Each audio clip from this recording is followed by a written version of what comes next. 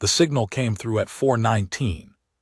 Standard, it wasn't a distress call. It was a scream, static mixed with sobbing. Children crying, something tearing metal apart, and a final whisper before the channel cut off. "They're burning us alive." Lieutenant Commander Ryan Holtz didn't move at first, he just stood there listening to the loop on the bridge of the TNS Brimstone, fists clenched so tight his nails dug into his palms. The recording kept playing over and over. Each time it ended, it sounded worse. He remembered that voice. It was Yannick, his cousin, a civilian engineer. On Viz 3, the newest human colony meant to be the start of a peaceful expansion project into the core expanse. They'd called it a diplomatic zone. The aliens called it a violation. What they did next wasn't war.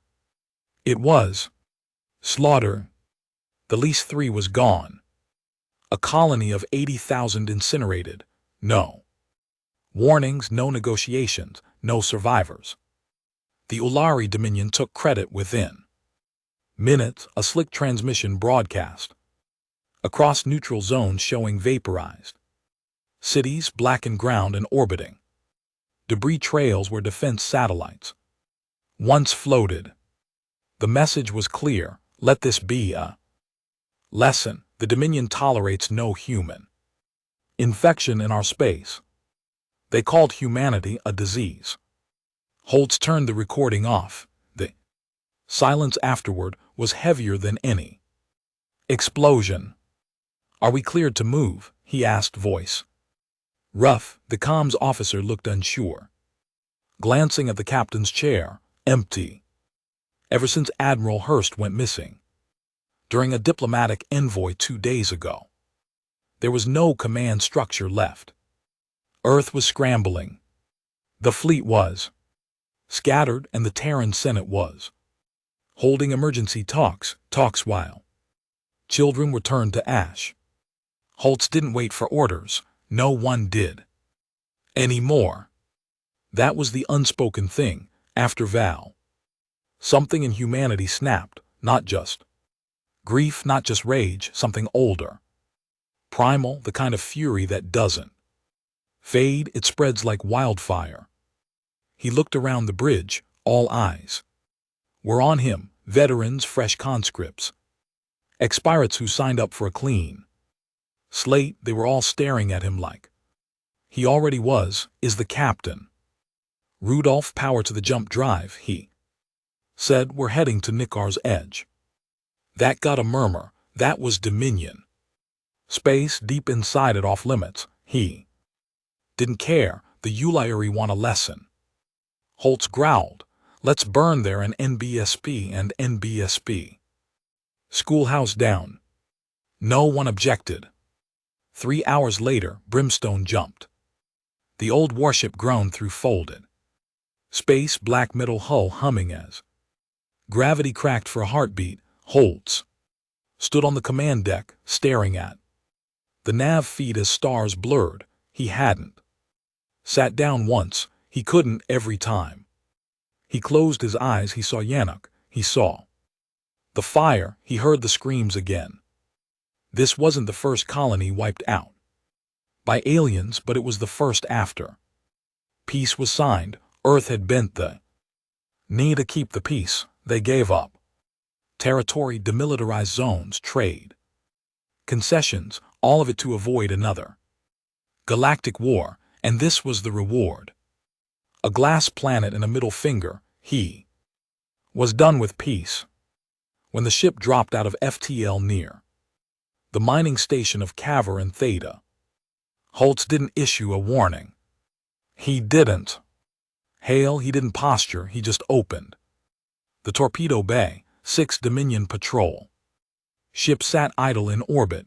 Local defense, light armor, not expecting trouble, not expecting a Terran destroyer to pop in unannounced. By the time they realized what was happening, 3 of them were already gone, just shreds of metal spiraling into space. The remaining 3 started running. Holtz didn't let them fire at will after the battle.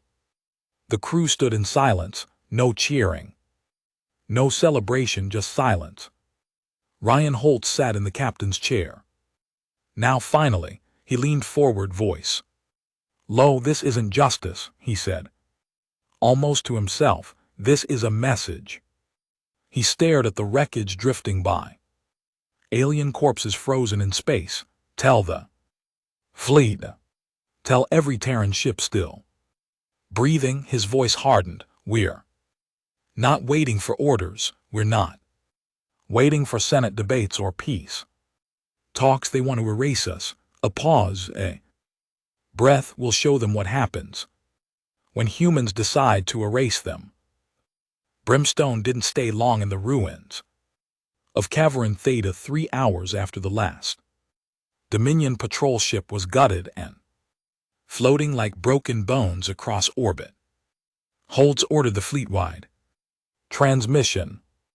No encryption, no coded diplomacy, just one line repeated on every known frequency the Dominion used. "You shattered Val 3, we will shatter your stars." The message ran on loop, even if they shut it down, even if they jammed it. The point had already been made. Humans weren't asking for answers anymore. They weren't begging for peace. They were coming. Holtz stood on the observation deck of the Brimstone, helmet tucked under his arm. He hadn't changed out of his flight gear since the assault. Blackened boots, scorched shoulder plating, blood that wasn't still caked into the elbow joints. He stared at the remains of Cavaran Theta's station below, once a bustling mineral hub, now a twisted mess of half-melted alloy and exposed corridors venting air. There might have been workers inside. When they hit it, he didn't care. They wore the Dominion flag. That was enough. He hadn't even asked if there were civilians, didn't even hesitate before ordering the barrage, and that's what scared him. Not that he did it, but how right it felt. He heard the approach behind him, boots clicking on metal. Heavy gate. Sergeant Rennick. "Sir," Rennick said, "recon sweep complete. No signs of distress beacons or life pods. We confirmed at least 48 Ulari casualties on surface impact." Holtz gave a small nod. "Good. Any Dominion response?" "None so far, but command's going to light up the moment they catch wind of this. Let them. I want Earth to hear it. I want them to understand peace is over." Rennick didn't reply right away. He was a tough bastard, older than Holtz by 10 years, with deep scars running down the right side of his face. Some alien shrapnel had taken part of his jaw back during the Three's border skirmish, a war that technically never happened. According to Senate records. "You sure this is the hill you want to die on, Commander?" Holtz looked at him. "I already died," he said, "with the rest of them on Valise 3. This," he gestured at the broken battlefield below, "is what comes after death." In the days that followed, word spread. The Brimstone became a symbol, the flagship of the Broken Pact, the vanguard of what the media started calling the fire line. Other ships followed the Kelmer Edge, the Fury's End. Even the old rusted Greystone, decommissioned years ago, was pulled from reserve by a rogue admiral who'd seen enough.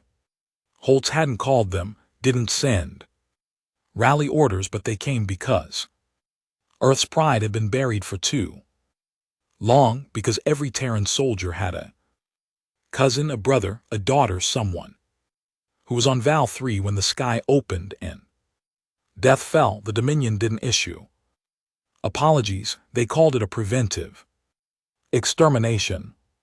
They said it was necessary to contain human contamination. Those words burned hotter than plasma. Within a week, the fire line held 16. Ships armed, ready, and all of them in. Violation of Senate law, every time one of them defected, Holtz logged their names, not for command reports but for memory. So when the day came, they'd all be remembered for what they did here, not criminals, not deserters, avengers. Sir, you need to see this. The voice snapped Holtz from his trance. He had been standing alone again on the comms deck, watching endless reruns of Val 3's final broadcast. He couldn't stop punishing himself with it. He turned. Tech Officer Darnell was already pulling up the feed. The image came alive. A Dominion convoy, 5 haulers, 3 escort craft moving through Sector 9X Beta. Standard supply. Run. What's the catch, sir? There. Transporting human prisoners. Holt stiffened, the feed magnified. One of the haulers had exterior cages. Welded frames strapped with humans. Starved, beaten, stripped of all dignity slaves. The Dominion hadn't just destroyed the colony, they'd harvested it. Holtz didn't speak. His jaw worked silently, grinding against a scream he didn't let out. Renick had already stepped closer, permission to intercept. Holtz's voice was colder than ice. No survivors. The fire line dropped in mid-route. The Dominion convoy barely had time to reroute. Shields before the first rail cannon. Slug tore a hauler in half, spilling prisoners into vacuum. It was a mercy, Holtz told himself. Better that than what the Dominion had planned. The Terran ships descended like a pack of wolves, ruthless, relentless. Every Dominion escort turned to escape. Not one made it. Holtz personally boarded the last remaining hauler. When he stepped into its core hold, the stench hit him. Oil-burnt skin, rotted fear. The prisoners barely looked human. Filthy, hollowed, chained to rusted walls. One of them looked up. Young man, maybe 17, split lip, black bruises. He stared at Holtz with a look that wasn't hope, just confusion. Are you real? Holtz nodded. The boy blinked, then smiled faintly. Told him you'd come. Told him humans don't forget. When the footage hit Earth's shadow feeds, public opinion cracked like glass under a boot. The Senate tried to contain it, tried to spin it. Said Holtz was acting under rogue impulse and risking interstellar conflict, but no one cared what the Senate said anymore. Not after the images of children in cages. Not after hearing a Dominion officer on a captured ship saying they're animals. It's better they die here than spread further. The comment went viral. Fire line grew from 16 ships to 52. Former peacekeepers, retired gunships, civilian freighters retrofitted with makeshift cannons. Even a mining vessel called the Gorehand showed up, armed with drills and rage. And at the center of it all, Holtz, the ghost commander, the war criminal, the hero. He didn't want the fame. He didn't smile when people saluted him. He just wanted to make sure no human colony ever got erased again. New data, Darnell reported. We've intercepted internal Dominion traffic. Holtz leaned over the terminal. The Dominion wasn't just angry, they were panicked. Holtz's raids had scorched 5 border stations, crippled a fuel depot, and left over 200 Dominion dead. In just 12 days, they'd issued a kill order on him, a full bounty, 30 million credits, dead or alive. He almost laughed. Let them send bounty hunters, Holtz muttered. Let them send fleets. He pointed at the sector map.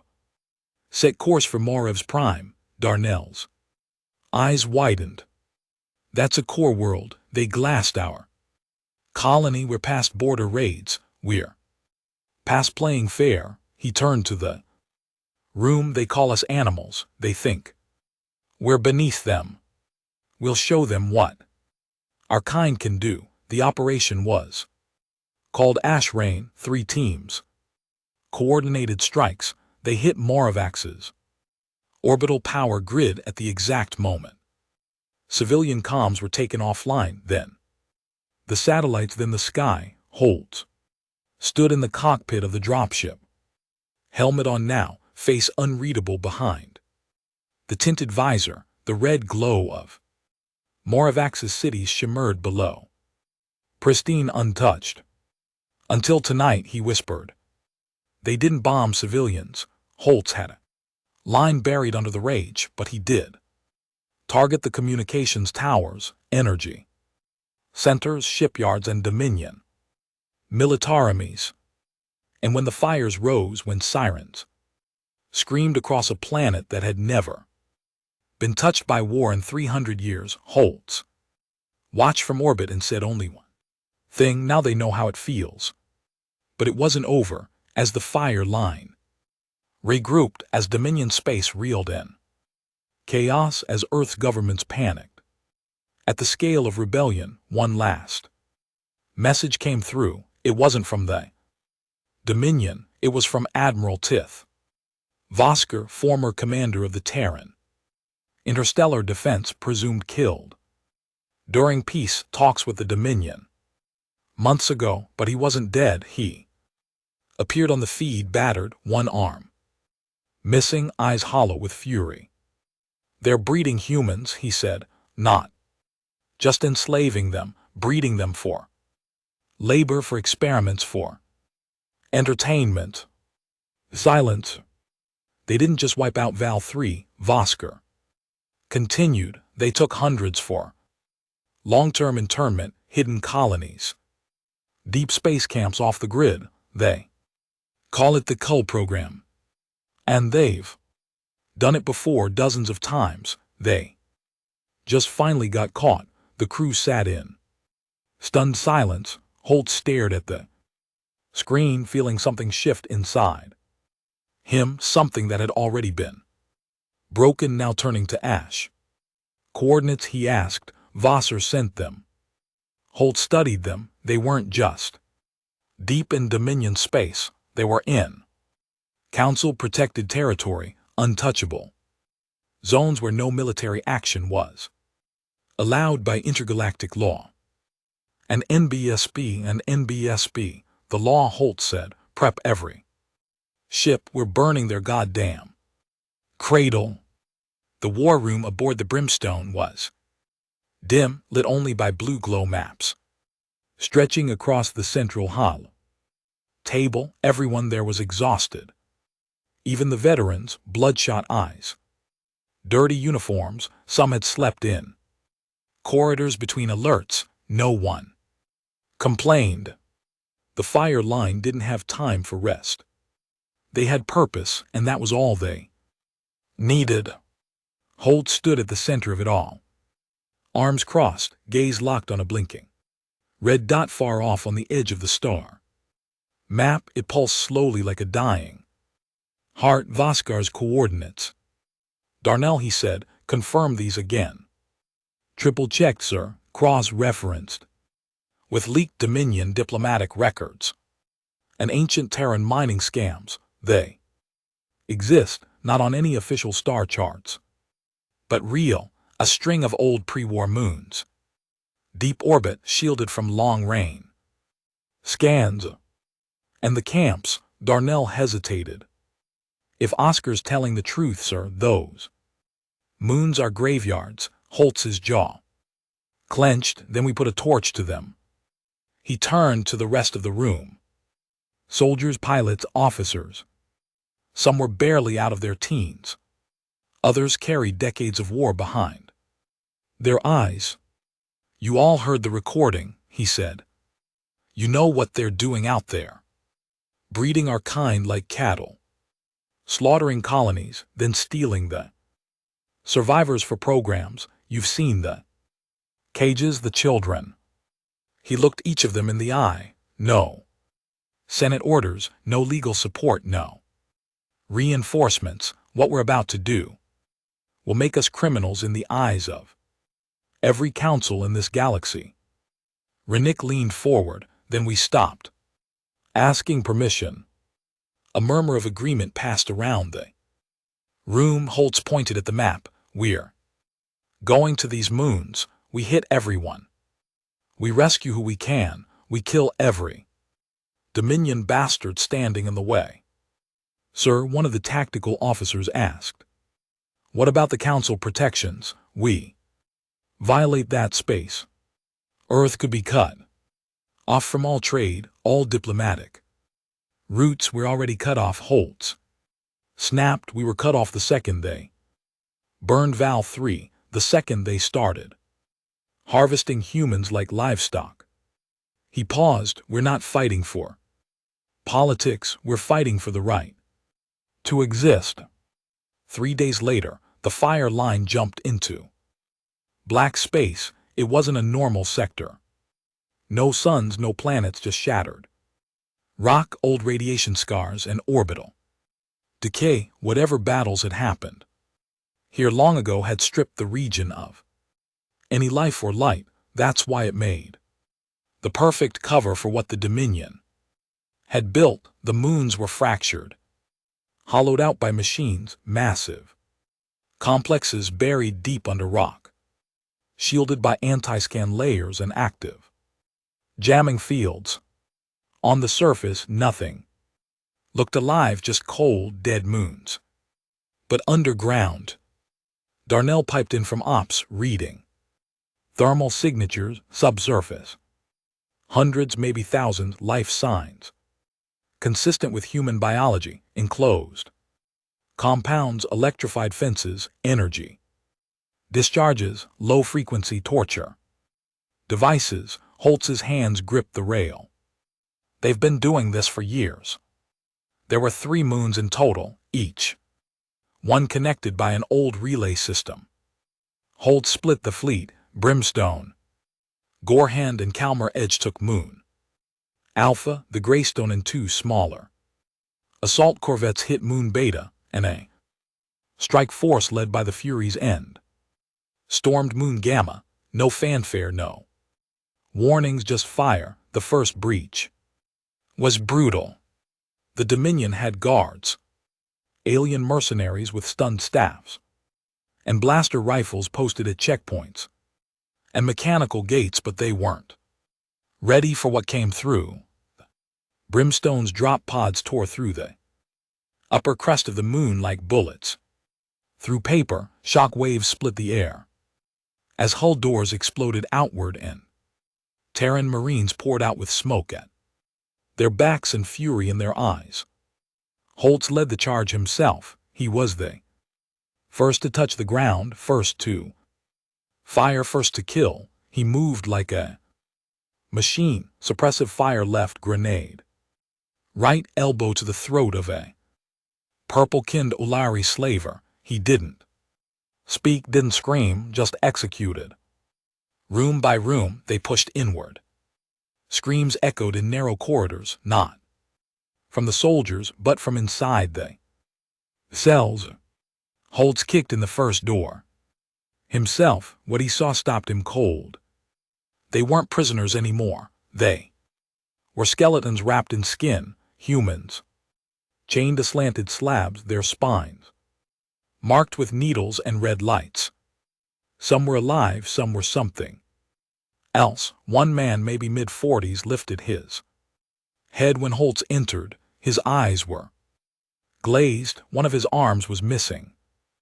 Metal apparatus replaced it. Still twitching, he looked at Holtz and whispered, "Am I dreaming?" Holtz dropped his rifle and knelt. "No, you're going home." By the time the fire line secured Moon Alpha, they had rescued 172 human captives.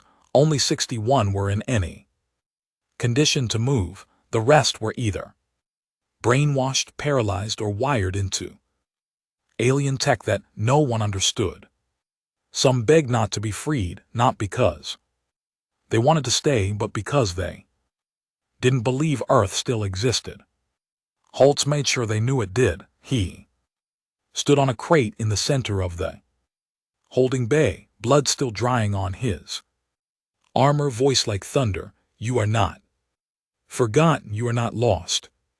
They took your names, they broke your bodies, but they will never own your souls. He pointed skyward, and now we take back everything. Moon Beta was worse. Greystone's report was brief. Sector sterilized, only 23 living recovered, 400 plus confirmed. Human remains, evidence of mass incineration units. The Dominion had tried to erase it all, but they were too late. One of the captives, a woman, her 30s, with a buzzed scalp and broken legs, said something that haunted everyone who heard it. They told us Earth had surrendered, that no one was coming, that humans were extinct. She wept when Holtz told her the truth. She didn't stop for hours. Moon Gamma didn't go quietly. As Fury's End breached the lower levels, a fail-safe activated. Dominion forces detonated the Moon's core reactor, an artificial implosion meant to vaporize evidence. Fury's End didn't make it out, neither did 62 Terran Marines. When Holtz got the final transmission, static fire. Screaming, he didn't say anything. He just watched it loop. Rennick stood beside him, silent. After a long minute, Holtz whispered, "They killed them to hide the truth." Rennick nodded. "Then we make the truth unignorable." The fire line didn't leave quietly. They rigged each moon with demolition charges, not for the prisoners. They had already been evacuated. This was a message. When the moons exploded, Dominion sensors picked it up from 8 sectors away, 3 artificial stars blooming in the void, and over every open Dominion channel. Holtz transmitted his voice one more time. "We found your secret camps, we freed your slaves, and we're not done. You thought humanity would break. You thought we'd kneel. You thought wrong. You spilled our blood. Now we light your stars aflame." The war wasn't over, not by a long shot. The Dominion began mobilizing real fleets now, not patrols, not token guards, full war armadas. But something had changed. For the first time in known galactic history, non-human species began contacting Earth. Not governments, not diplomats, refugees, rebels, races the Dominion had oppressed for centuries, now watching a species fight back with fire instead of apologies.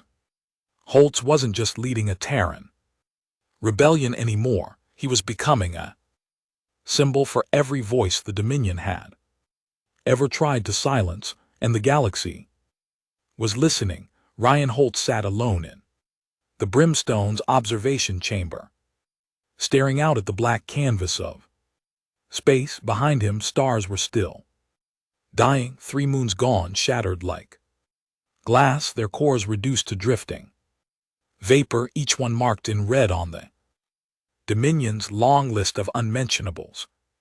That list was growing. He hadn't slept in 38 hours. Every time he tried, he saw faces, prisoners staring at him like he was God or the devil. Their hope terrified him more than their pain, because it meant they believed in him, believed he could finish what he'd started. But he didn't feel like a savior. He felt like a loaded weapon, pointed at a galaxy that didn't know how to shut up. "Commander." The voice broke the silence. Darnell, always crisp, always alert, the only tech officer on the ship who hadn't cracked under the strain of war. Holtz didn't turn. "What now?" "Intercepted Council communique. They're calling an emergency summit. Topic: Terran insurgency." Holt scoffed. Insurgency, that's what they call it. They've labeled the fire line as a rogue terrorist armada, said. You're disrupting peace across 13 sectors.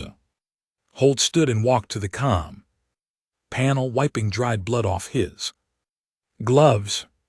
They never cared when we were the ones burning. Now that we're lighting matches, they want to scream foul. Darnell hesitated. There's more. Holtz looked over. Darnell pulled up a shaky transmission on the hollow screen. Poorly encoded, clearly sent in a rush. A man appeared, thin, pale, tan, early 50s, eyes hollow, voice trembling. My name is Dr. Halrich Fenn. I was a scientist forced to work on the Cull program. I know what the Dominion is hiding, and I know where the central facility is. The one they called the Silencer Station. Holtz narrowed his eyes. The name felt like poison in the air. The man continued, it's buried in the heart of the Harkin Belt, old mining systems converted decades ago. They use it for development of behavioral compliance tech and for advanced harvesting.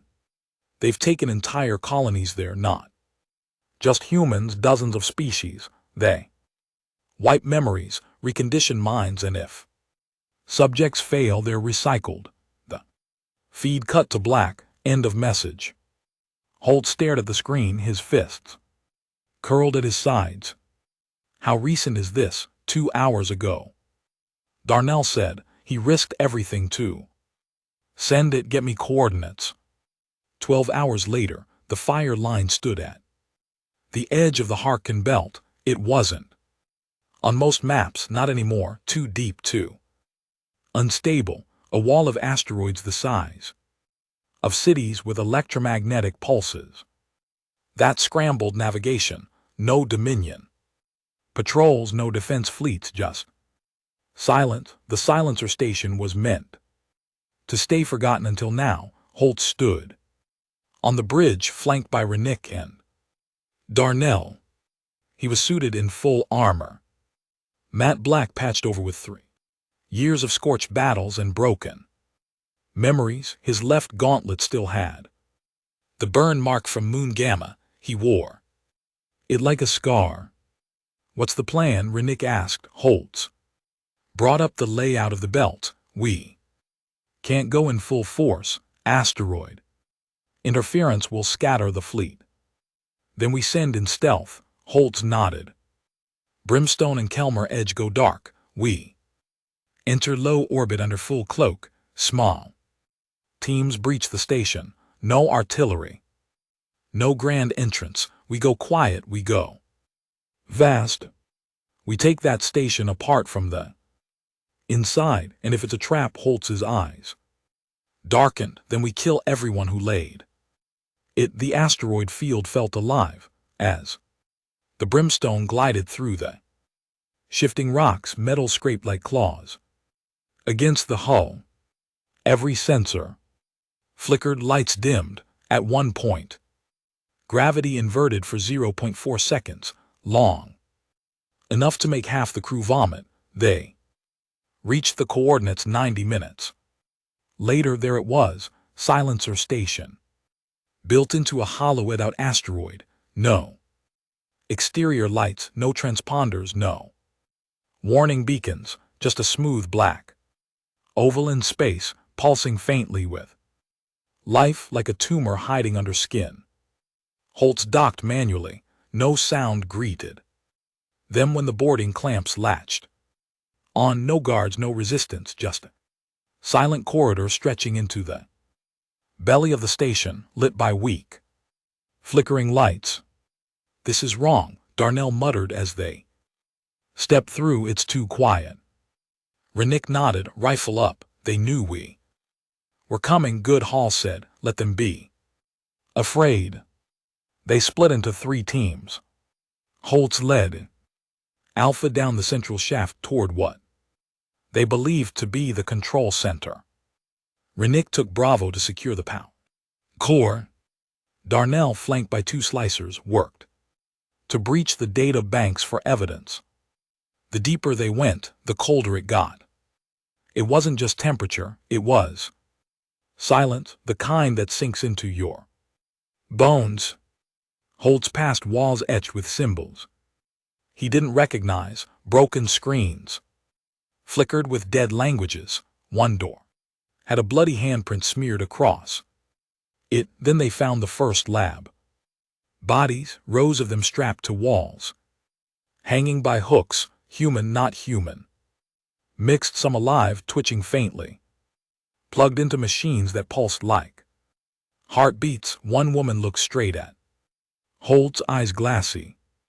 No emotion, she whispered. I was born here. He reached for her restraints, but her body jolted. Implanted fail-safes. She coughed blood. Don't free us. We're not real anymore. She died seconds later. Darnell's voice came through comms, choppy, distorted. Sir, I've breached the data course. What are we looking at? Everything. Video feeds, documents, test footage. Thousands of hours of archived horror. Holtz watched with his teeth grinding. Children in metal cages, forced labor. Training, memory wipe programs where victims were made to kill their own families during simulations. Test logs showed aliens laughing as they recorded it, betting on survival rates. This is who they are, Darnell said. This is the empire Earth's been begging to respect us. Holtz didn't say a word. He just stared at the screen of a 10-year-old boy, strapped into a chair, screaming as his thoughts were rewritten. Then the lights went red, a full station lockdown triggered, turrets dropped from the ceiling, doors slammed shut, the walls screamed, not metaphorically. The whole station began to wail with some inhuman alert protocol that echoed like metal. Howling in pain, Rennick's voice came through. Power cores is hot, they're trying to detonate. Holtz barked into comms, pull out, get to the breach point, all teams move. But it was chaos. Automated defense drones activated in the halls, cutting down 2 of Darnell's slicers in a flash. Gas vents opened across the station, flooding rooms with neurotoxins.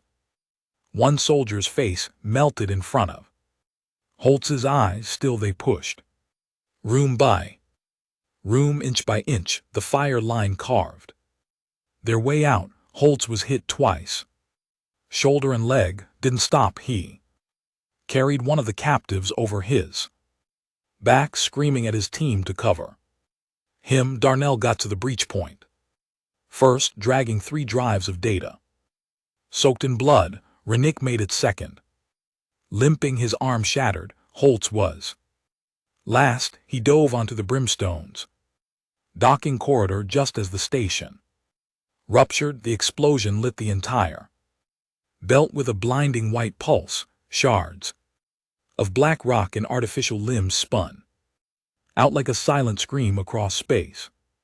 Back aboard, medics worked fast. Dozens injured, 8 dead, but the drives were intact, and inside them the Dominion's crimes laid bare. Holtz stood over Darnell's terminal as the data rolled in. Names, programs, biological tests, coordinates, evidence of a campaign centuries old, aimed not just at humans, but any race the Dominion considered expendable. They hadn't been building an empire. They'd been culling competition. One entry stuck with Hall's target: species Terran. Recommended outcome: passive extinction through controlled harvesting. Resistance rating low. Holt stared at it for a long time. Then he looked up. We're not going extinct, he said. We're evolving. Back on Earth, panic broke out. Leaked footage from Silencer Station spread like wildfire through blacknets. Back doors, pirate signals, even Official networks couldn't suppress it fast enough. For the first time, Earth citizens saw what the Dominion was, and they saw who had exposed it.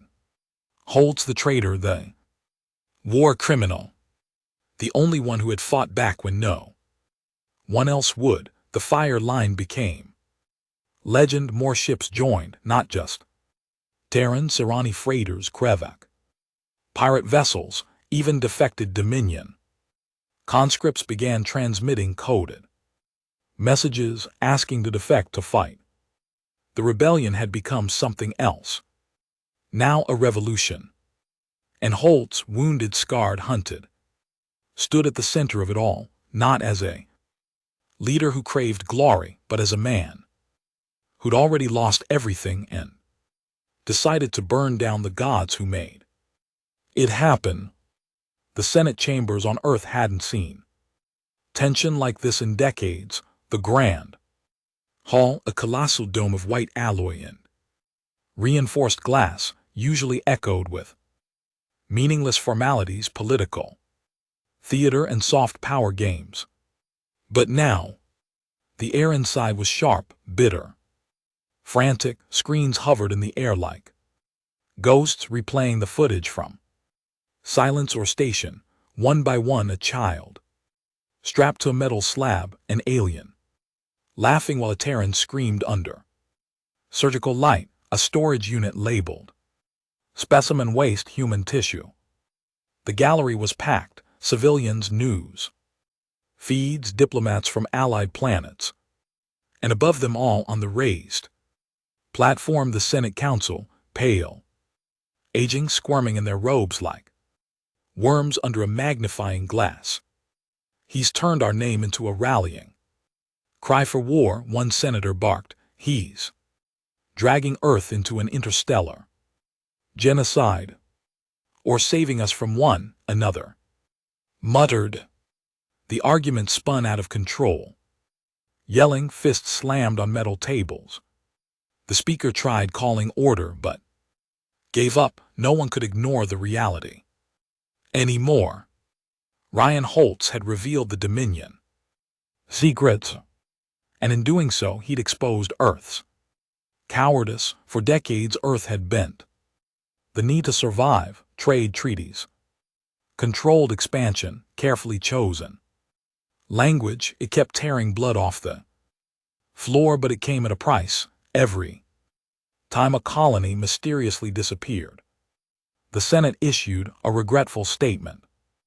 Every time a human ship went missing near Dominion space, Earth accepted the silence. Now the galaxy saw the truth, and they saw that the only one who fought back was a man the Senate had branded a traitor. A vote was called officially on the status of the fire line. The chamber held its breath. On the other side of the galaxy, Ryan Holtz didn't care about votes. He was standing in the medbay of the Brimstone, jaw tight, eyes bloodshot from lack of sleep. Across from him, a young woman lay on the table. Her name was Petra, 17 years old, rescued from Moon Gamma. Half of her spine had been fused to a control rig. Dominion medtech had threaded metal through her bones. Darnell stood at her side, monitors pulsing slowly. She's stable, he said.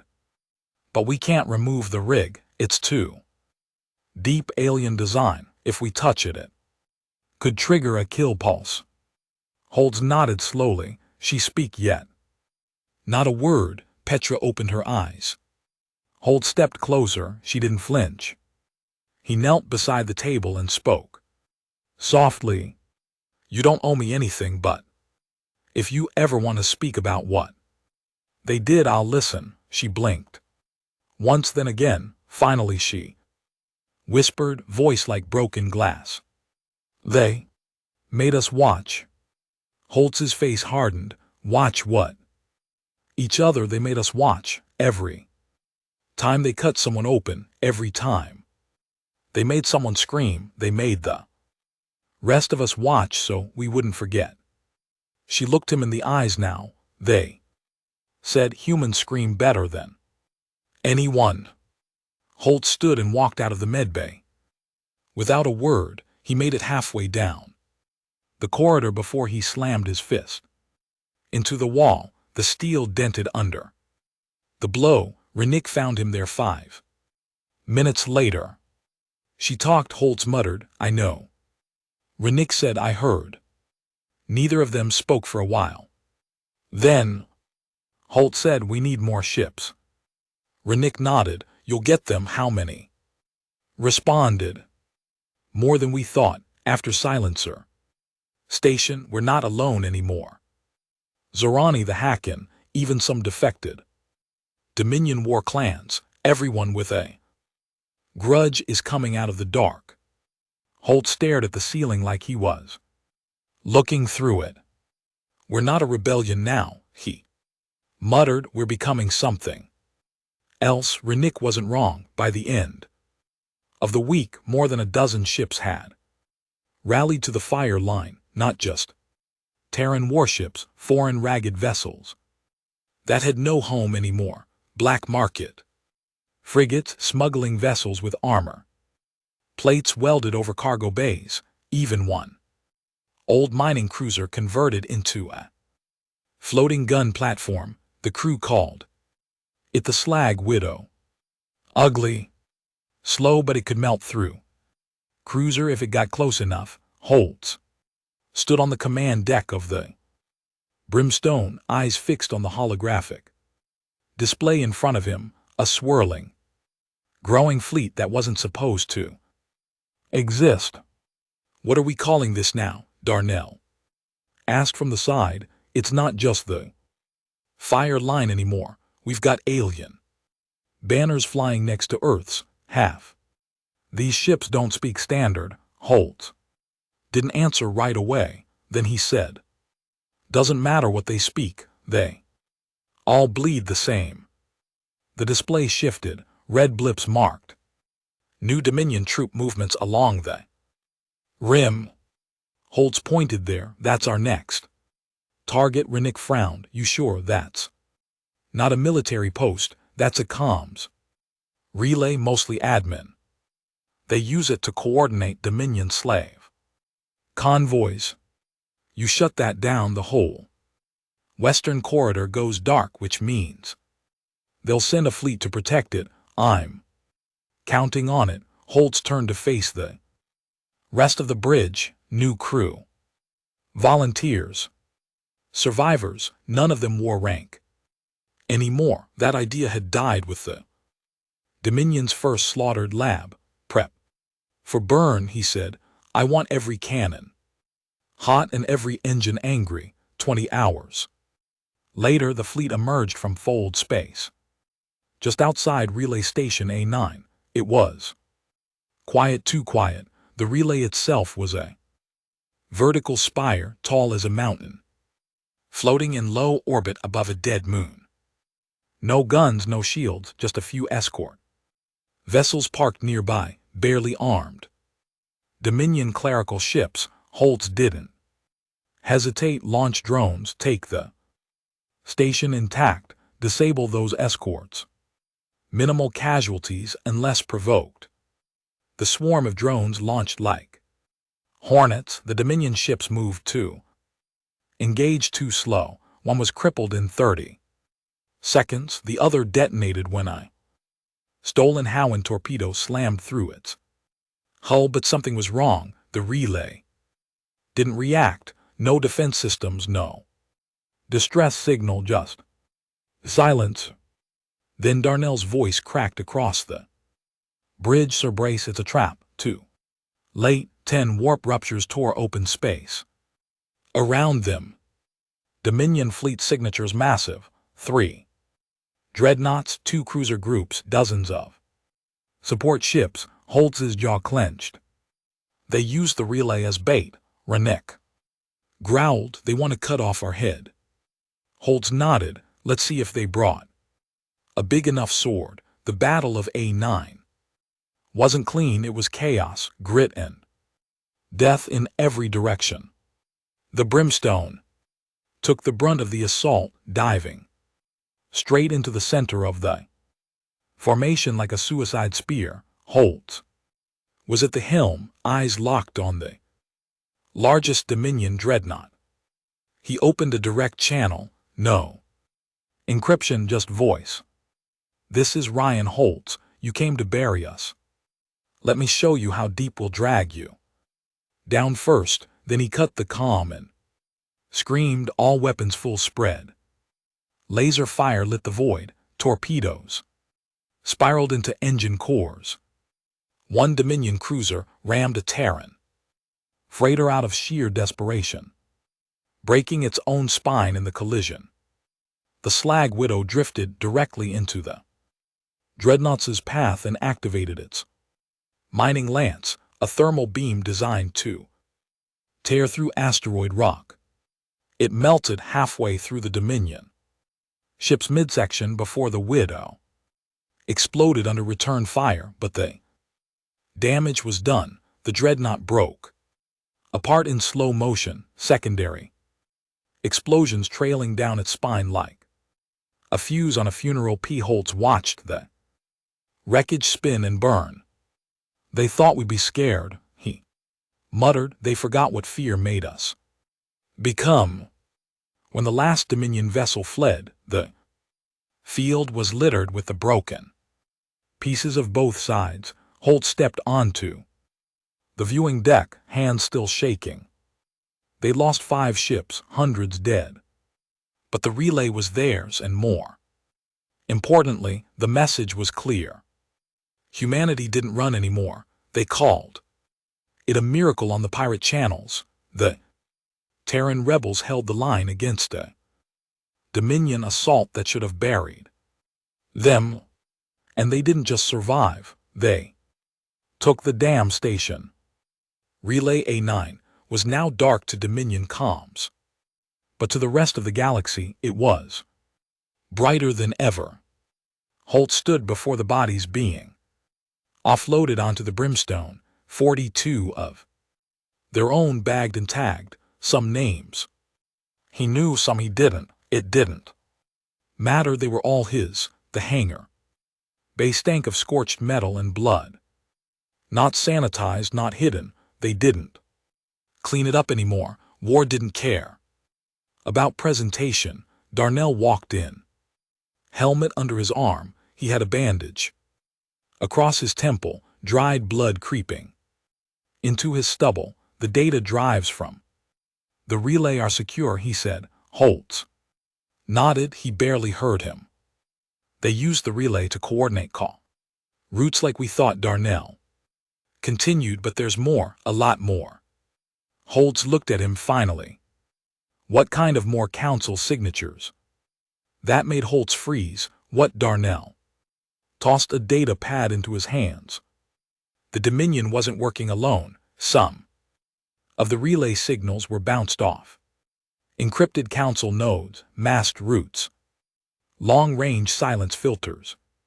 He stepped closer, voice lower. Some members of the Galactic Council knew about the Cull program, and they helped cover it up. Holt stared at the screen like it might explode. He felt his stomach tighten, the old rage curling behind his ribs again like fire, ready to burn through bone.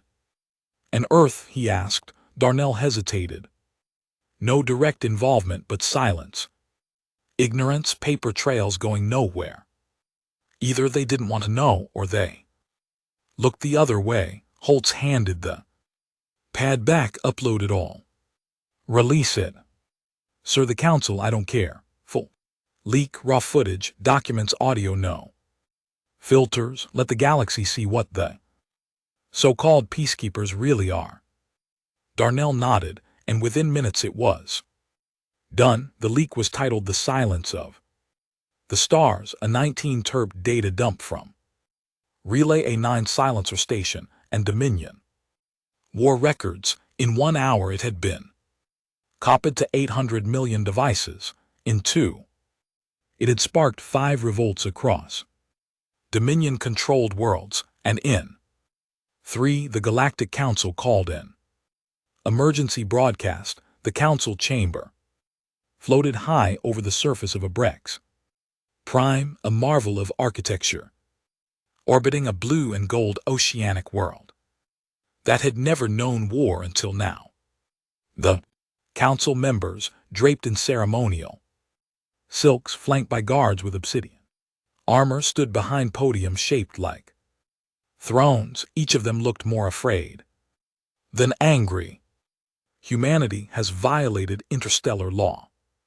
The Brimstone Rebellion is spreading destabilization across peaceful zones. The leak is being investigated. Then the feed was hacked. It cut clean in the middle of a speech. From the Ulari delegate, Holtz's face appeared instead, not cleaned up, not polished. He stood in blood-streaked armor, smoke. Behind him, a Dominion flag burned on the ground at his feet. You built this empire on bones. You signed treaties while we buried colonies. You wore peace like a crown while we screamed in the dark. Now the galaxy sees it. He didn't shout. He didn't need to. We aren't begging anymore. We're answering. The feed cut to black. Back aboard the Brimstone, Holt stood in the silence of the bridge. Outside, the stars kept burning, but something had changed. Renick walked in, a grim smile on his face. You realize what you just did? Right, I know. They'll brand you warlord, a terrorist. Half the council will offer bounties higher than planetary GDPs. Holtz looked at him, steady, unshaken.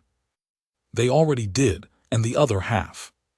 Holtz stared out the viewport. They're going to call me something worse. What's that? Holtz's voice was quiet. Beginning, the galaxy didn't burn overnight, but it started to crack. World by world, planet by planet, the fire line's message spread, not because of propaganda, not because of recruitment, but because of truth. Cold, bloody fee, undeniable truth.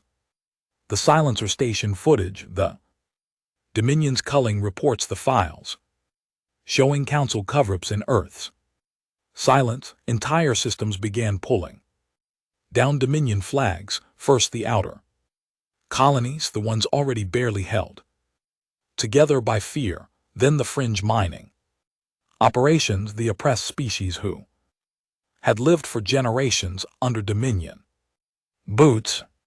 They saw the fire line not as terrorists but as a spark, and some didn't wait for orders. Small militias, broken slave units, even rogue planetary governors declared allegiance to the Flame.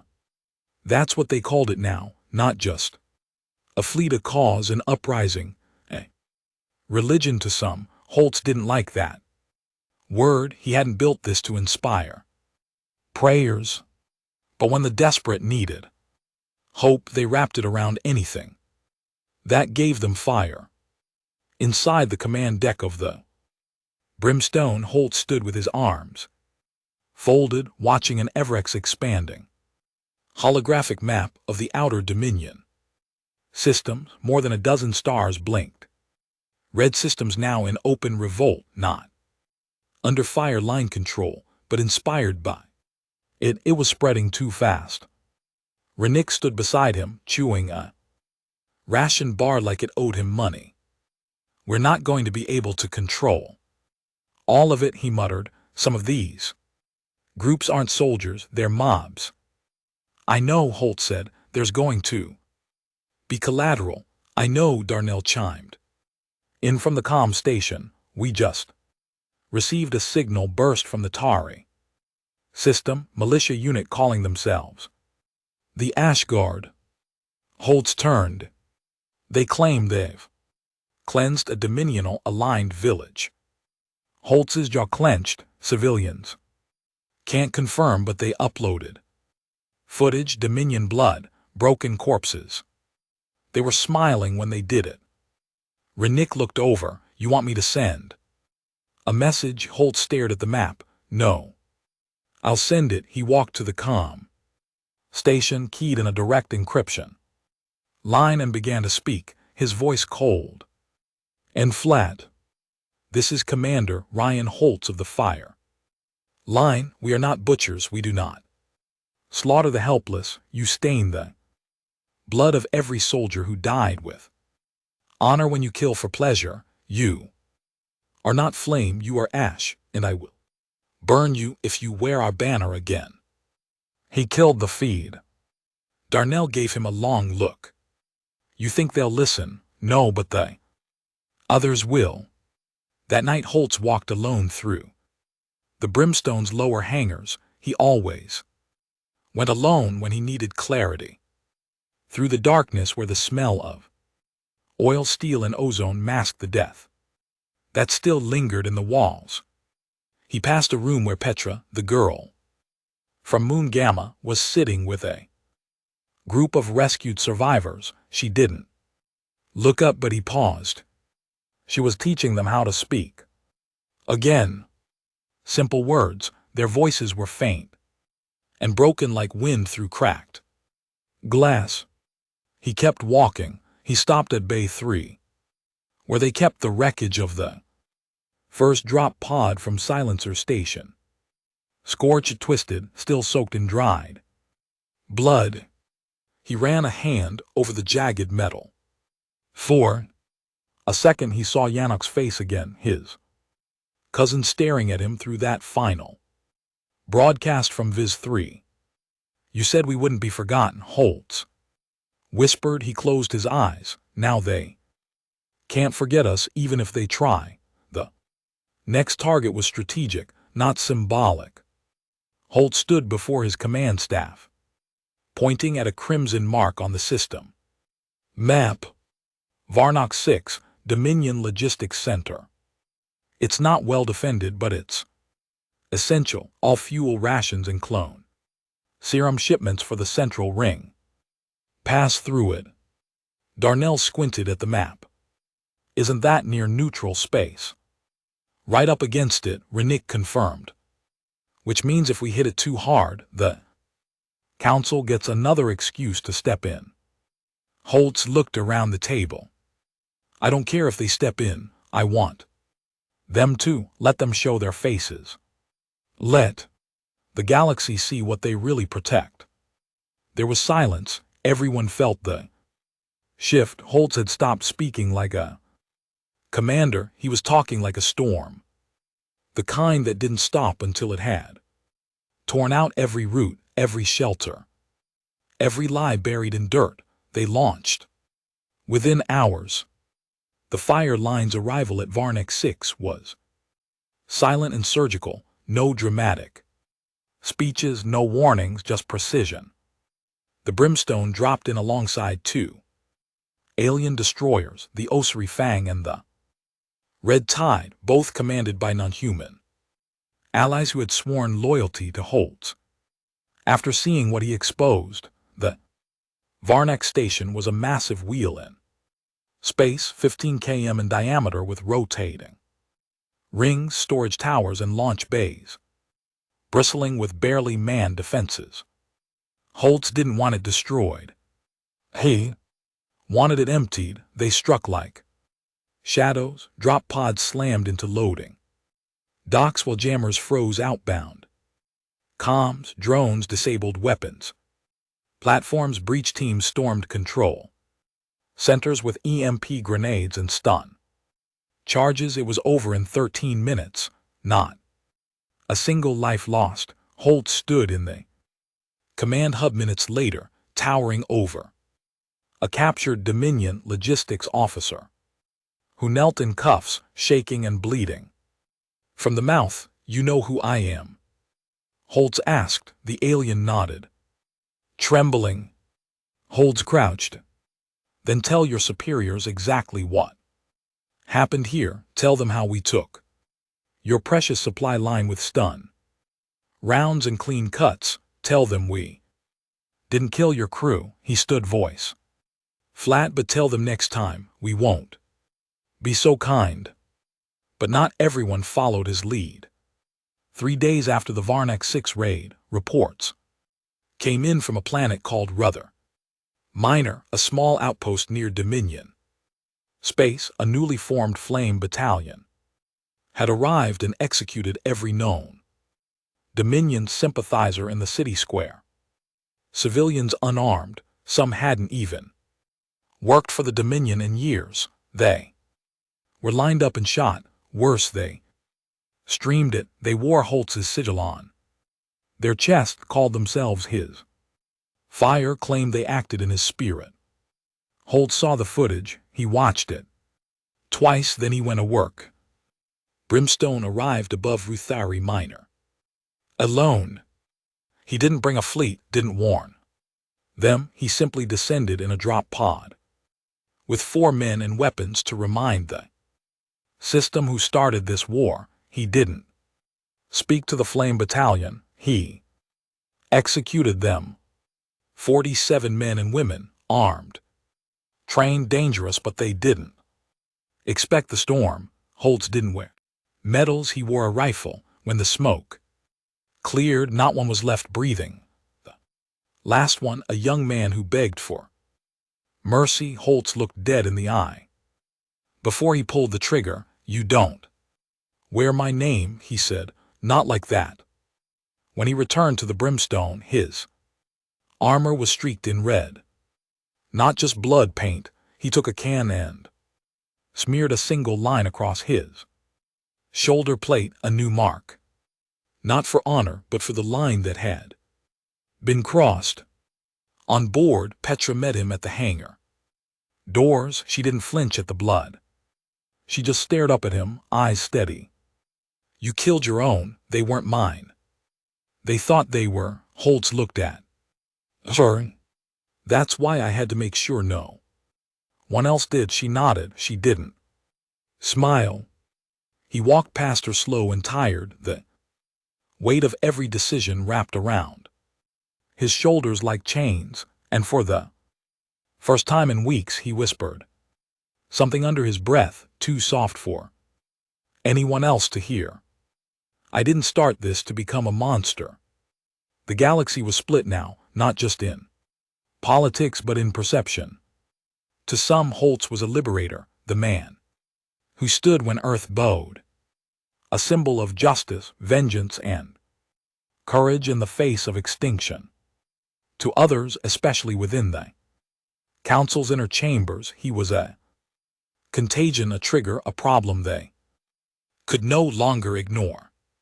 And while the Senate on Earth debated in circles, while the Dominion scrambled to patch the cracks, something darker moved.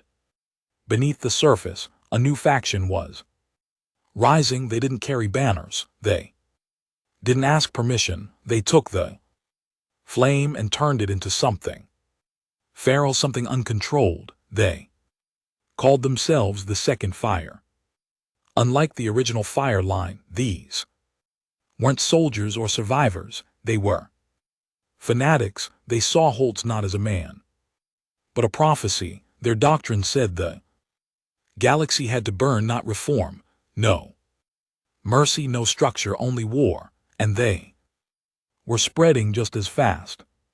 Holtz learned about them when a Zorani trader limped into his fleet's perimeter. The ship was barely functional, riddled with holes, engines coughing black smoke. They brought a recording, a small colony, non-aligned, peaceful, its only crime refusing to pledge allegiance to the Second Fire. The footage showed buildings ablaze, civilians hanged from pylons, children buried in shallow trenches, and on every wall a single phrase carved in multiple languages: Holtz does not forgive. Neither do we. Renick watched the feed with his arms folded, fists trembling. Darnell leaned on the table, head down. Petra sat in the corner, silent. Holtz didn't blink. He just whispered, "They're not mine." Darnell looked up. "They think they are." Petra finally spoke. "What happens when your war stops being your war?" Holtz didn't answer. He just stared at the phrase burned into. That wall again. The fire line couldn't fight everyone, but they could send a message. Holds gathered every fleet commander under his flag, human and alien alike, and laid it out plainly. We will never become what we fight. We don't bomb civilians. We don't torture. We don't purge planets to make a point. He walked the line between them slowly. His voice iron. If you kill unarmed people and wear our sigil, I will find you. You think I won't kill my own? He stopped and stared directly at a young captain who had recently joined from a hack-in rebel cell. I already have. Nobody spoke. They all understood. The rebellion changed after that. The flame split in two. Holtz's fleet grew slower, more cautious but more loyal. The second fire operated from shadows, burning everything they touched and blaming him. The council used them to justify retaliation. Earth, finally realizing the storm they had ignored, now begged for diplomacy. Too late. One night Holtz stood alone in the Brimstone's upper observation deck, watching two suns set over a shattered Dominion world they had just liberated. His reflection stared back from the glass, gaunt, pale, older than he remembered. Petra entered behind him, quiet as always. You still believe in what you're doing? She asked. He didn't look at her. No. Then why do it? Because someone has to clean up the mess. She stepped beside him. What happens when there's nothing left to burn? He finally looked at her. I don't want to burn everything. She raised an eyebrow. You sure? Holtz hesitated. No, he said, but I'm trying. They called the Dominion's new campaign Operation Silence Fire, a cruel play on words. While the galaxy blamed Holtz for the rising chaos, the Dominion quietly began cleansing outer settlements again. But this time they didn't send fleets or soldiers. They used contractors, cutouts, black-badged units with no insignia. They wore no Dominion colors, carried no flags, but their tactics were all too familiar. Forced disappearances, whole villages flash-burned by orbital strike, survivors hunted in forest like animals, and worst of all, the council said nothing. In fact, they started mirroring the Dominion. They sanctioned entire systems aligned with Holtz, froze banking networks, blocked supply chains, aimed embargoes not at the fire line but at starving civilian populations sympathetic to it. They didn't fight Holtz directly. They fought everyone who looked like him, and Earth, the cradle of mankind, stood in silence until someone broke it. It came through on a secure channel buried in old Terran military encryption. Holtz was in his quarters, gear off, jacket soaked in sweat, trying to sleep for the first time in 72 hours. His eyes were half closed when the chime rang. He answered on reflex. The screen flickered to life, and there she was. Hello, Ryan. He stared for a long second, then stood. Risa, Admiral Risa Tenebra, Earth's youngest High Admiral, his former the only person on Earth who had ever believed in him before the fall. She looked older now, tired. Her eyes weren't the steel blue he remembered. They were ashamed. I don't have long, she said. They'll trace the burst. What do you want? He asked flatly. She didn't answer at first, then she leaned forward, whispering, they're planning something worse than silence fire. His jaw tense. She continued, the Council is funding a joint Black Ops project. It's not Dominion or Terran. It's both, a combined unit, Earth's Intelligence Division and Dominion. Covert agents, they're calling it. Project Quell, he shook his head.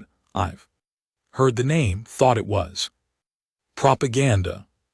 It's not, they're building something. Not just a weapon, a person, an artificial being. Human DNA, Dominion. Tech and memory bleed cloning. Holtz's heart slowed, his blood went cold. Risa spoke the next word softly. They're making you, he said. Nothing, not literally, she added. But someone like you, someone they. Council and Dominion can control. Symbol. A face, one they'll use to discredit. You. They'll create their own version of they. Flame, Holtz muttered. She nodded. And when they're ready, they'll kill you. Then replace you. They'll say you went mad, that your own crew turned on you, that you were always a council asset.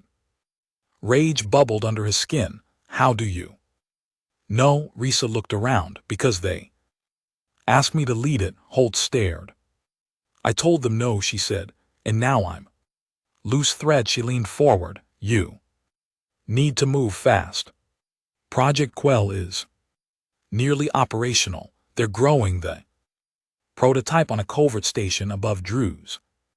2 months and it'll be live. Then I'll burn Drew's 5 to ash, Holtz said without flinching. No, Risa said sharply. You can't. That's what they want. They've planted civilians on that station.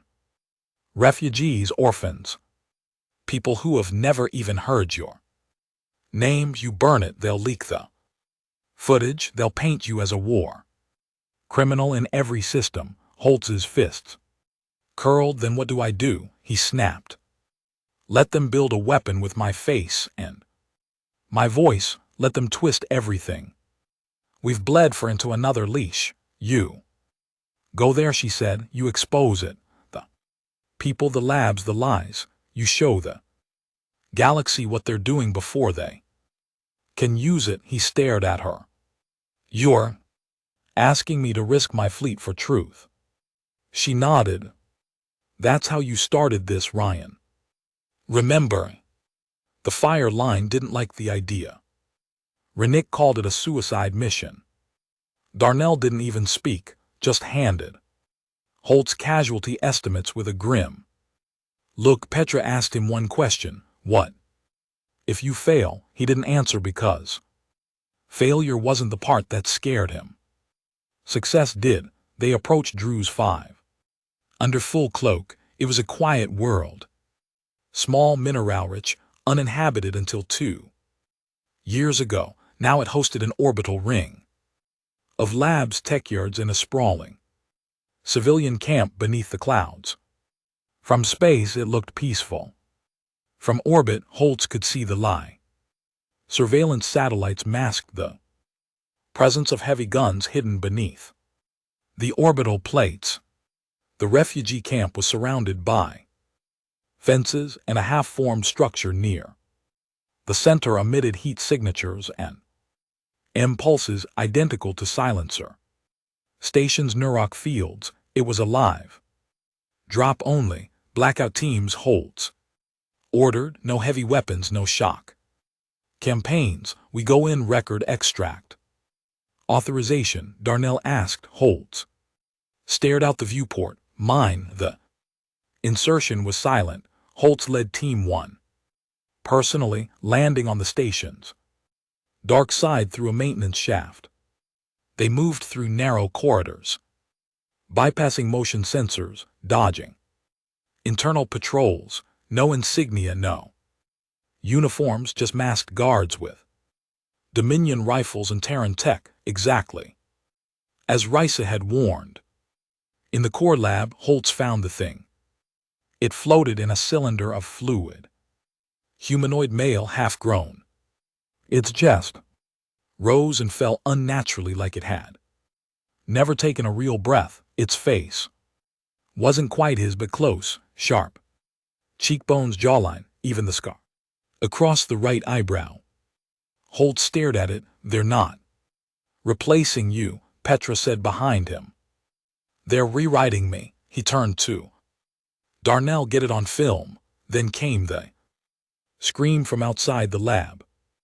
High-pitched, desperate, a child, Holtz, moved first. They burst into the adjacent room and stopped. Dozens of children were in containment.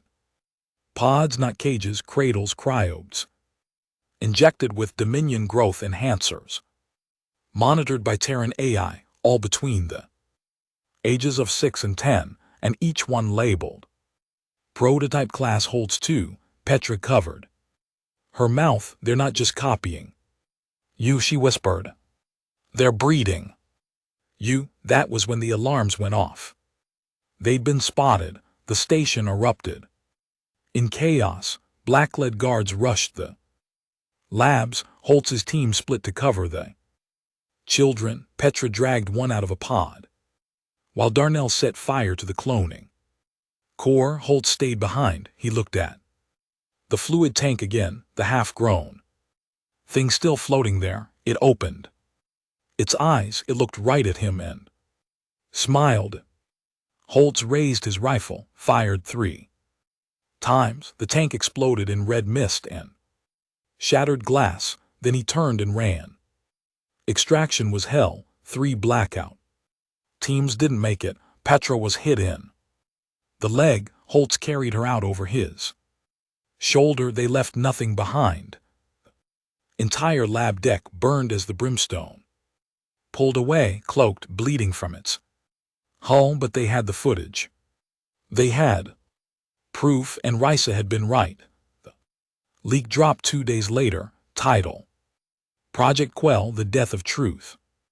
Footage of the station, the children, the half-grown prototype, the guards in Dominion armor and Earth's AI coordinating side by side. It spread even faster than Silencer Station, but this time it didn't unite the galaxy. It broke it. Some called it faked. Others claimed Holtz had staged it. Dominion and Council media spun wild theories accusing Holtz of genetic terrorism and hostage propaganda.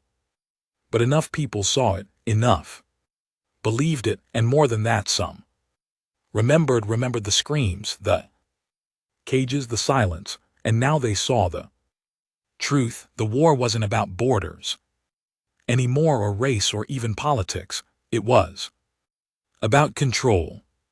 And Holtz was the last man alive who refused it. He stood alone in the Brimstone's war room days later, watching the galaxy burn from the inside. Renick entered behind him, quiet. You realize what you've done? Renick asked. Yes, they're going to come with everything now. I know. Renick paused. We won't survive the next war, Ryan. Holtz didn't turn around. We're not supposed to. Renick stepped forward, voice lower. Then why keep going? Holtz finally turned, and for the first time in weeks, maybe longer, he smiled.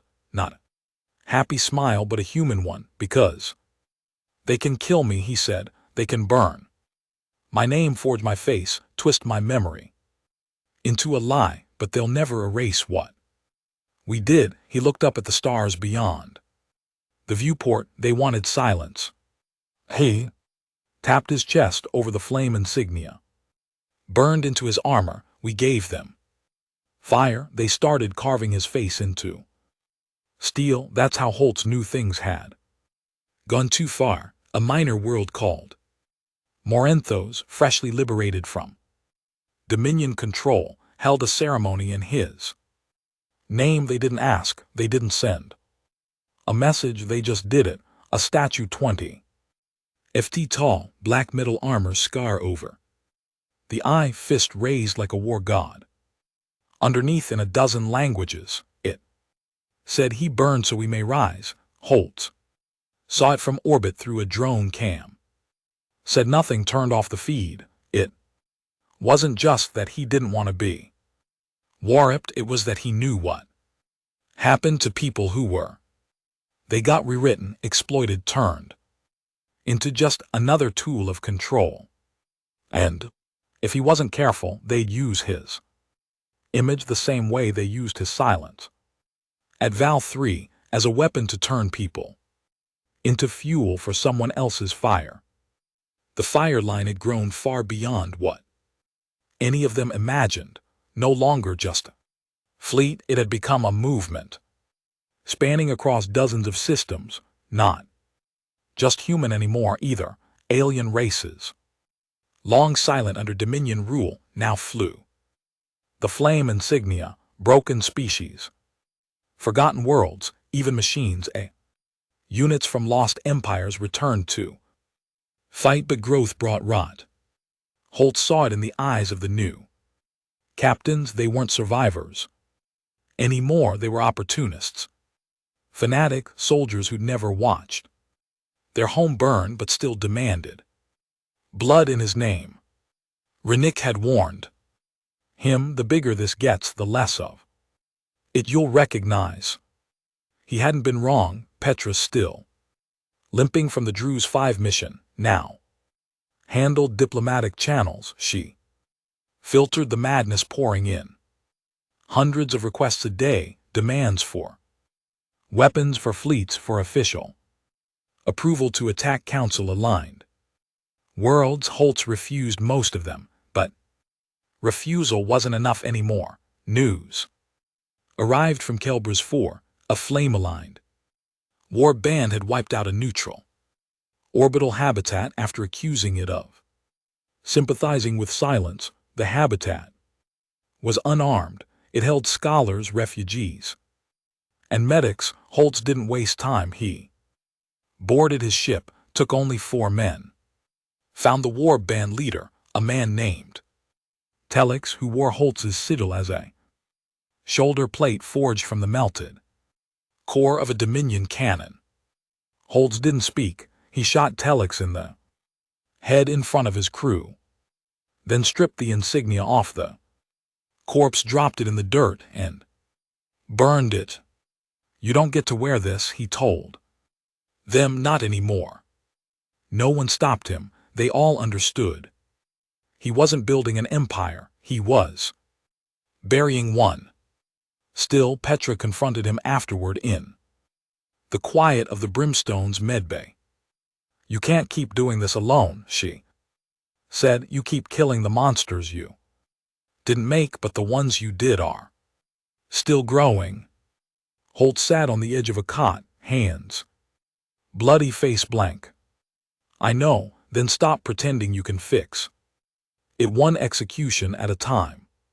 If this movement is bigger than you, start acting like it. You want me to build a government? He asked, bitter. She didn't flinch. I want you to take responsibility. Holt stood, his shadow stretching against the wall. I didn't start this to rule, he said. I started this to stop them from ruling us. Petra stepped forward, and now we're winning. So what happens next? Holtz didn't answer because he didn't know. The Dominion wasn't dead. It was just wounded and desperate. What was once a cold, calculated empire had turned feral. Now they sent scorched Earth fleets, ghost ships laced with radiation, even suicidal AIs set to detonate entire moons if flame vessels came near. They weren't trying to win. They were trying to punish. One report told of an Earth-aligned colony that had surrendered without resistance. The Dominion responded by sterilizing the atmosphere and broadcasting the screams across 5 systems. Every fire you light, the transmission said, costs you another soul. Holtz listened to it once, then deleted it. He didn't need reminders. He carried them every night. Back on Earth, pressure boiled. The Senate fractured, half wanted to distance itself from Holtz. The other half wanted to embrace the movement, not for justice, but for political leverage. Earth elections approached. Holtz's name became currency. Candidates who had never left the safety of orbit now called themselves Flameborn. Holt spat when he saw the ads. Darnell brought in a hacked council feed a week later. A private meeting between Dominion diplomats and Earth trade envoys. Holtz watched them shake hands and something inside him snapped. He issued a message, not a transmission, not a threat, a warning. I have watched the Dominion burn our colonies, enslave our people, and silence our pain while you smiled and signed contracts.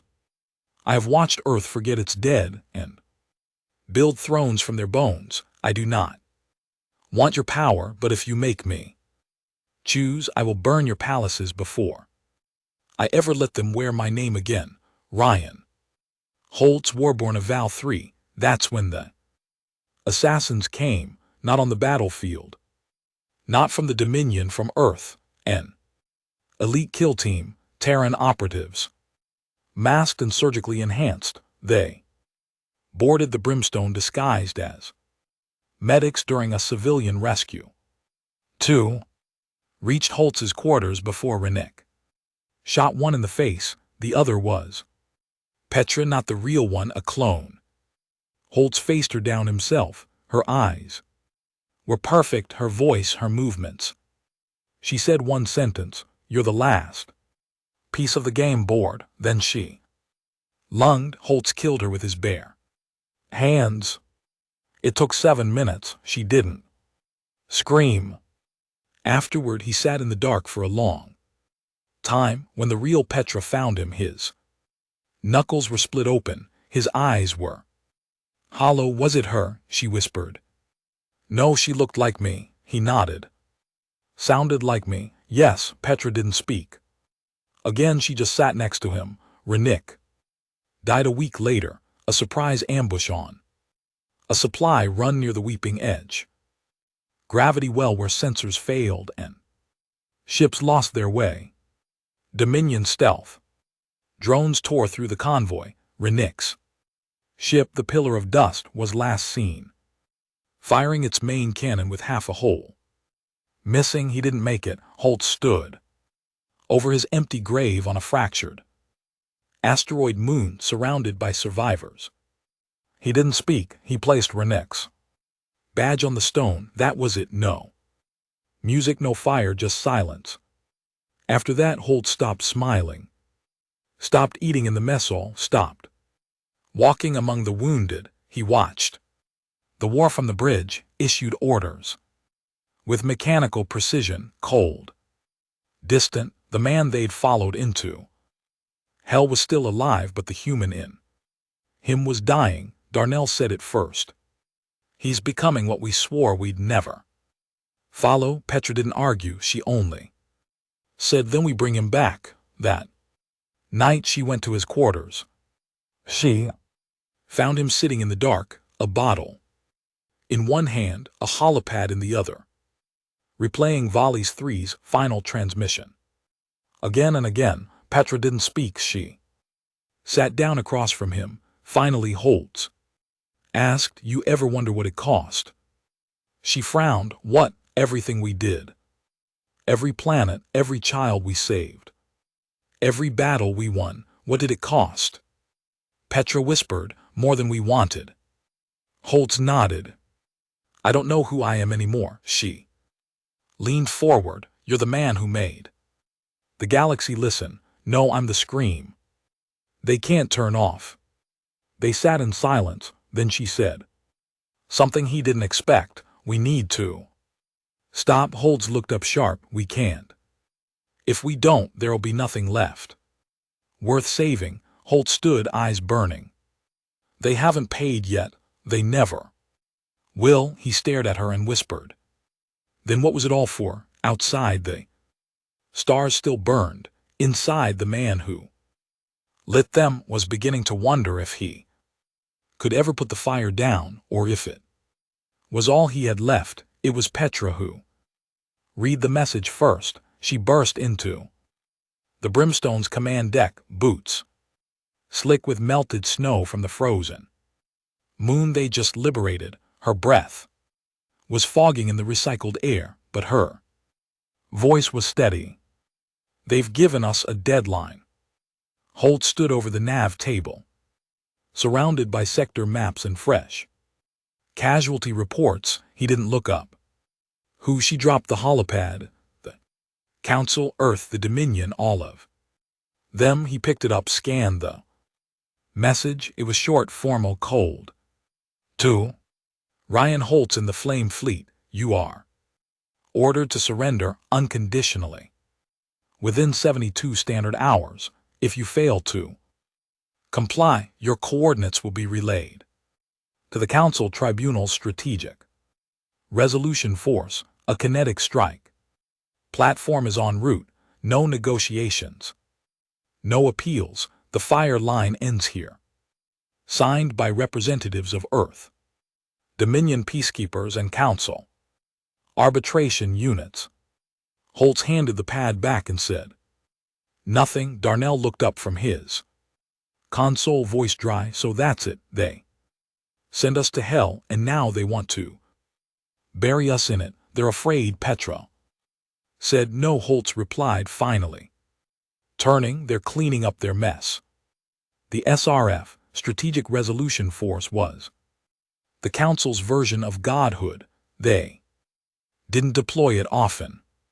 Maybe once every few centuries, a last resort, a death sentence from orbit. Kinetic rods dropped from space, unpowered, silent, invisible until it was too late. No engines, no trails, just mass and gravity. One rod could flatten a city. An entire platform could crack a planet. And now they were aiming it at him.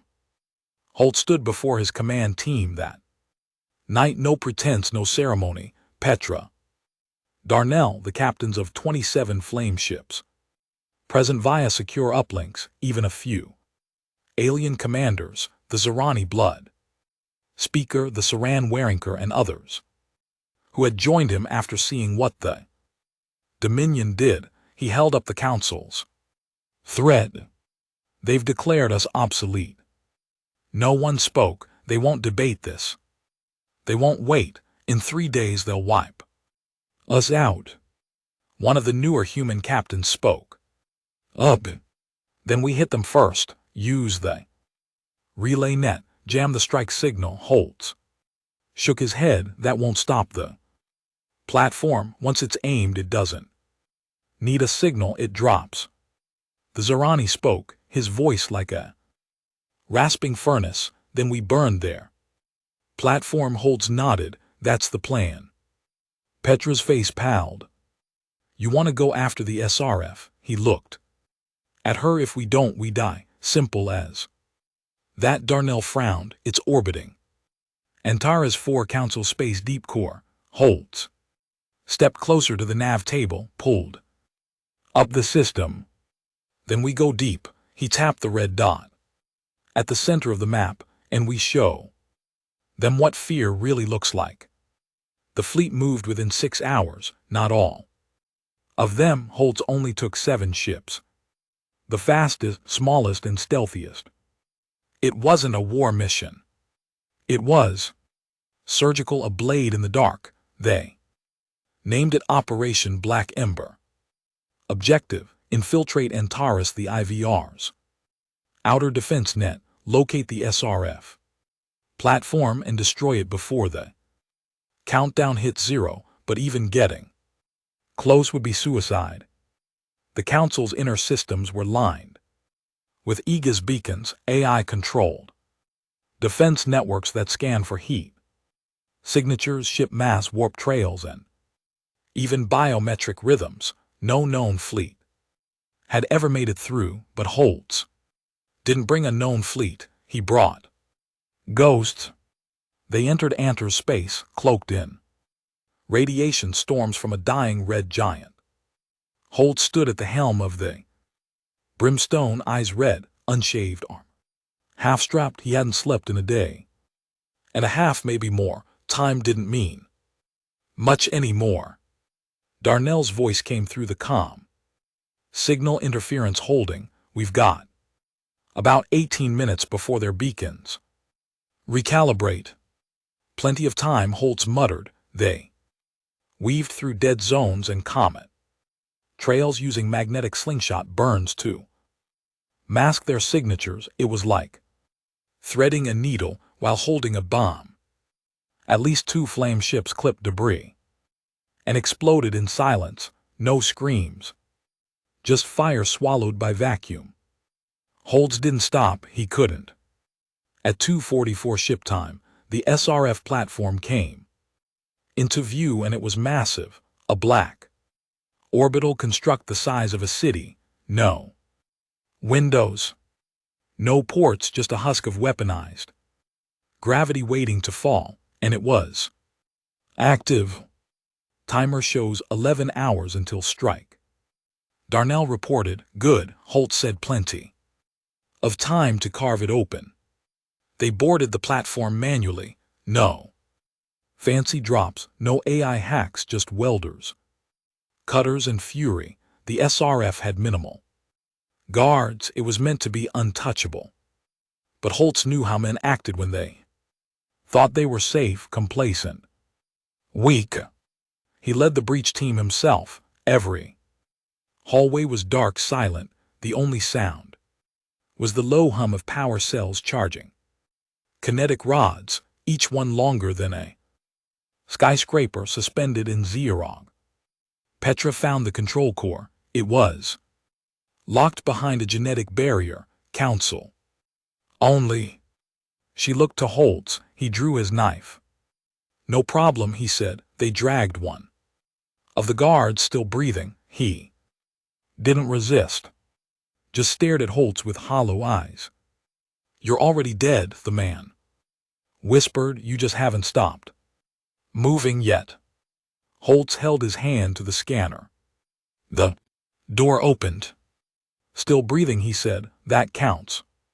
Inside the control core, they found the launch array, 32 rods preloaded. Coordinates burned into guidance systems. The target, Lorne's Prime, a rebelling human colony, one of the first to join Holtz. 2 million souls. Children, families, farmers, old soldiers. Petra stared at the screen. They're going to make an example. Holtz reached for the panel. I'll make one. First, the SRF was rigged to self-destruct if tampered with. Holtz didn't care. He and Darnell rewired the platform's power regulators, redirected cooling units, and overloaded the capacitor cores. Petra broadcasted the live footage to every open relay in Dominion and Council space. They all saw it. Holtz standing in the belly of their god weapon, the rods disarmed, the ignition cores melting, and his voice steady and low. You wanted silence. You sent fire. We came to return the favor. You call us rebels, savages, war criminals, but you built this platform. You aimed it at your own people. When history speaks of this day, it won't remember your laws. It'll remember what you were willing to destroy to keep your throne, and it'll remember who stopped you. He turned away. End transmission. The SRF exploded behind them like a supernova. The brimstone fled. They shockwave hull tearing systems screaming. They barely made it into fold space before the blast reached them. Rest of the fleet didn't. 5 ships lost. No bodies recovered, just names added to the list. Back on the edge of Council space, Holtz sent one last message. Not a threat, not a speech, a promise. You wanted to end the fire line. You failed. You built a weapon to erase us. We erased it, so now the choice is yours. You can try again, or you can face us. But understand this, every time you raise your hand, we will be there too. Break it. He sat in the brimstone's observation deck after, alone, bruised, bleeding. The galaxy was watching, but he didn't feel like a legend. He felt like a man who'd started a fire he could no longer contain.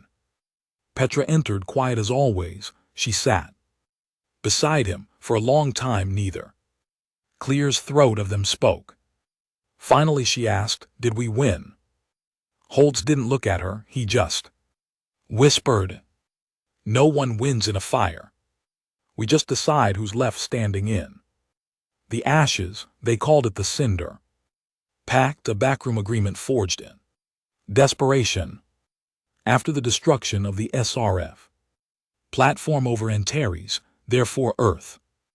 The Council and the Dominion held an emergency summit, not public, not recorded. 3 enemies in one room. 1 goal: kill Holtz. They didn't announce it, they didn't warn him, they just acted. But the galaxy already knew. Word spread in whispers. Every mercenary, bounty syndicate, and silent assassin across 12 systems received a single encrypted offer: Ryan Holtz alive or dead. 500 million units, the largest bounty in interstellar history. And the most dangerous thing about it, it didn't come from the Dominion, it came from Earth. Holtz stood in the CIC of the Brimstone, watching the bounty scroll across blacklit channels. A crude image of his face, scar over his right eye, dead stare, a list of supposed crimes beneath it: war crimes, galactic destabilization, unauthorized military actions, genocide, unconfirmed theft of strategic council assets, rebellion against Earth authority. It ended with one line: surrender or perish. There is no third option. He passed the pad to Petra, who read it silently. Darnell leaned against the wall. "You ever think we'd end up here?" "No," Holtz said flatly. "I thought they'd at least wait until the war was over." Petra shook her head. "To them, the war is over. We just didn't get the message. They don't want to kill the Flame," Holtz said. "They want to kill the idea of it." That same night, the first assassination came, not from a bounty hunter from inside. It was a junior systems tech, 17 barely trained, who tried to plan an explosive charge in the fuel corridor of Brimstone's Drive Corp. He never got the chance. Petra caught him first when she dragged him into Holtz's quarters. The boy was crying, half starved and shaking. "They promised me freedom," he muttered. Holtz stared at him for a long time. "From what?" "They said you destroy everything. They said if I stopped you I'd be a hero." He wasn't lying. Holtz could see it in his face, the terror, the belief, the misdirection. He let the boy go, not because he deserved it, because Holtz needed the galaxy to see the truth. The enemy doesn't wear a flag anymore. It wears my face. He issued no vengeance orders, no purges. Instead, he recorded a message broadcast wide, unencrypted.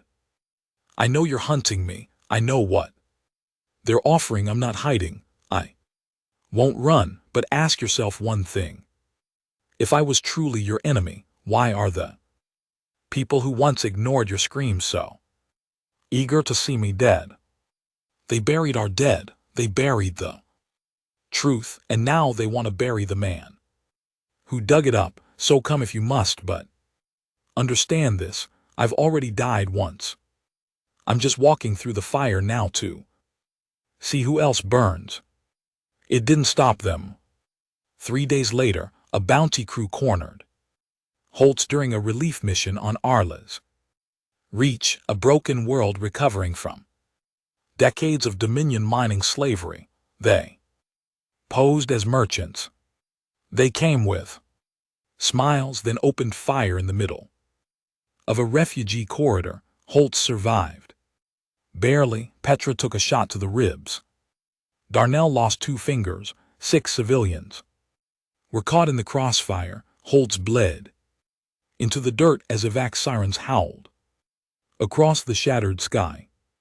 That was when he made the decision not to stop fighting but to change how he summoned the captains of the remaining Flame fleet, 32 ships still flying under his banner, damaged, scattered, exhausted. Some had started breaking off, not in protest, in fear. Holtz didn't blame them. He stood before them, shoulder wrapped in bandages, voice hoarse. I can't protect you anymore.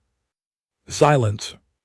I'm not asking for loyalty. I'm not asking for blood. I'm giving you a choice. He pulled up a new directive.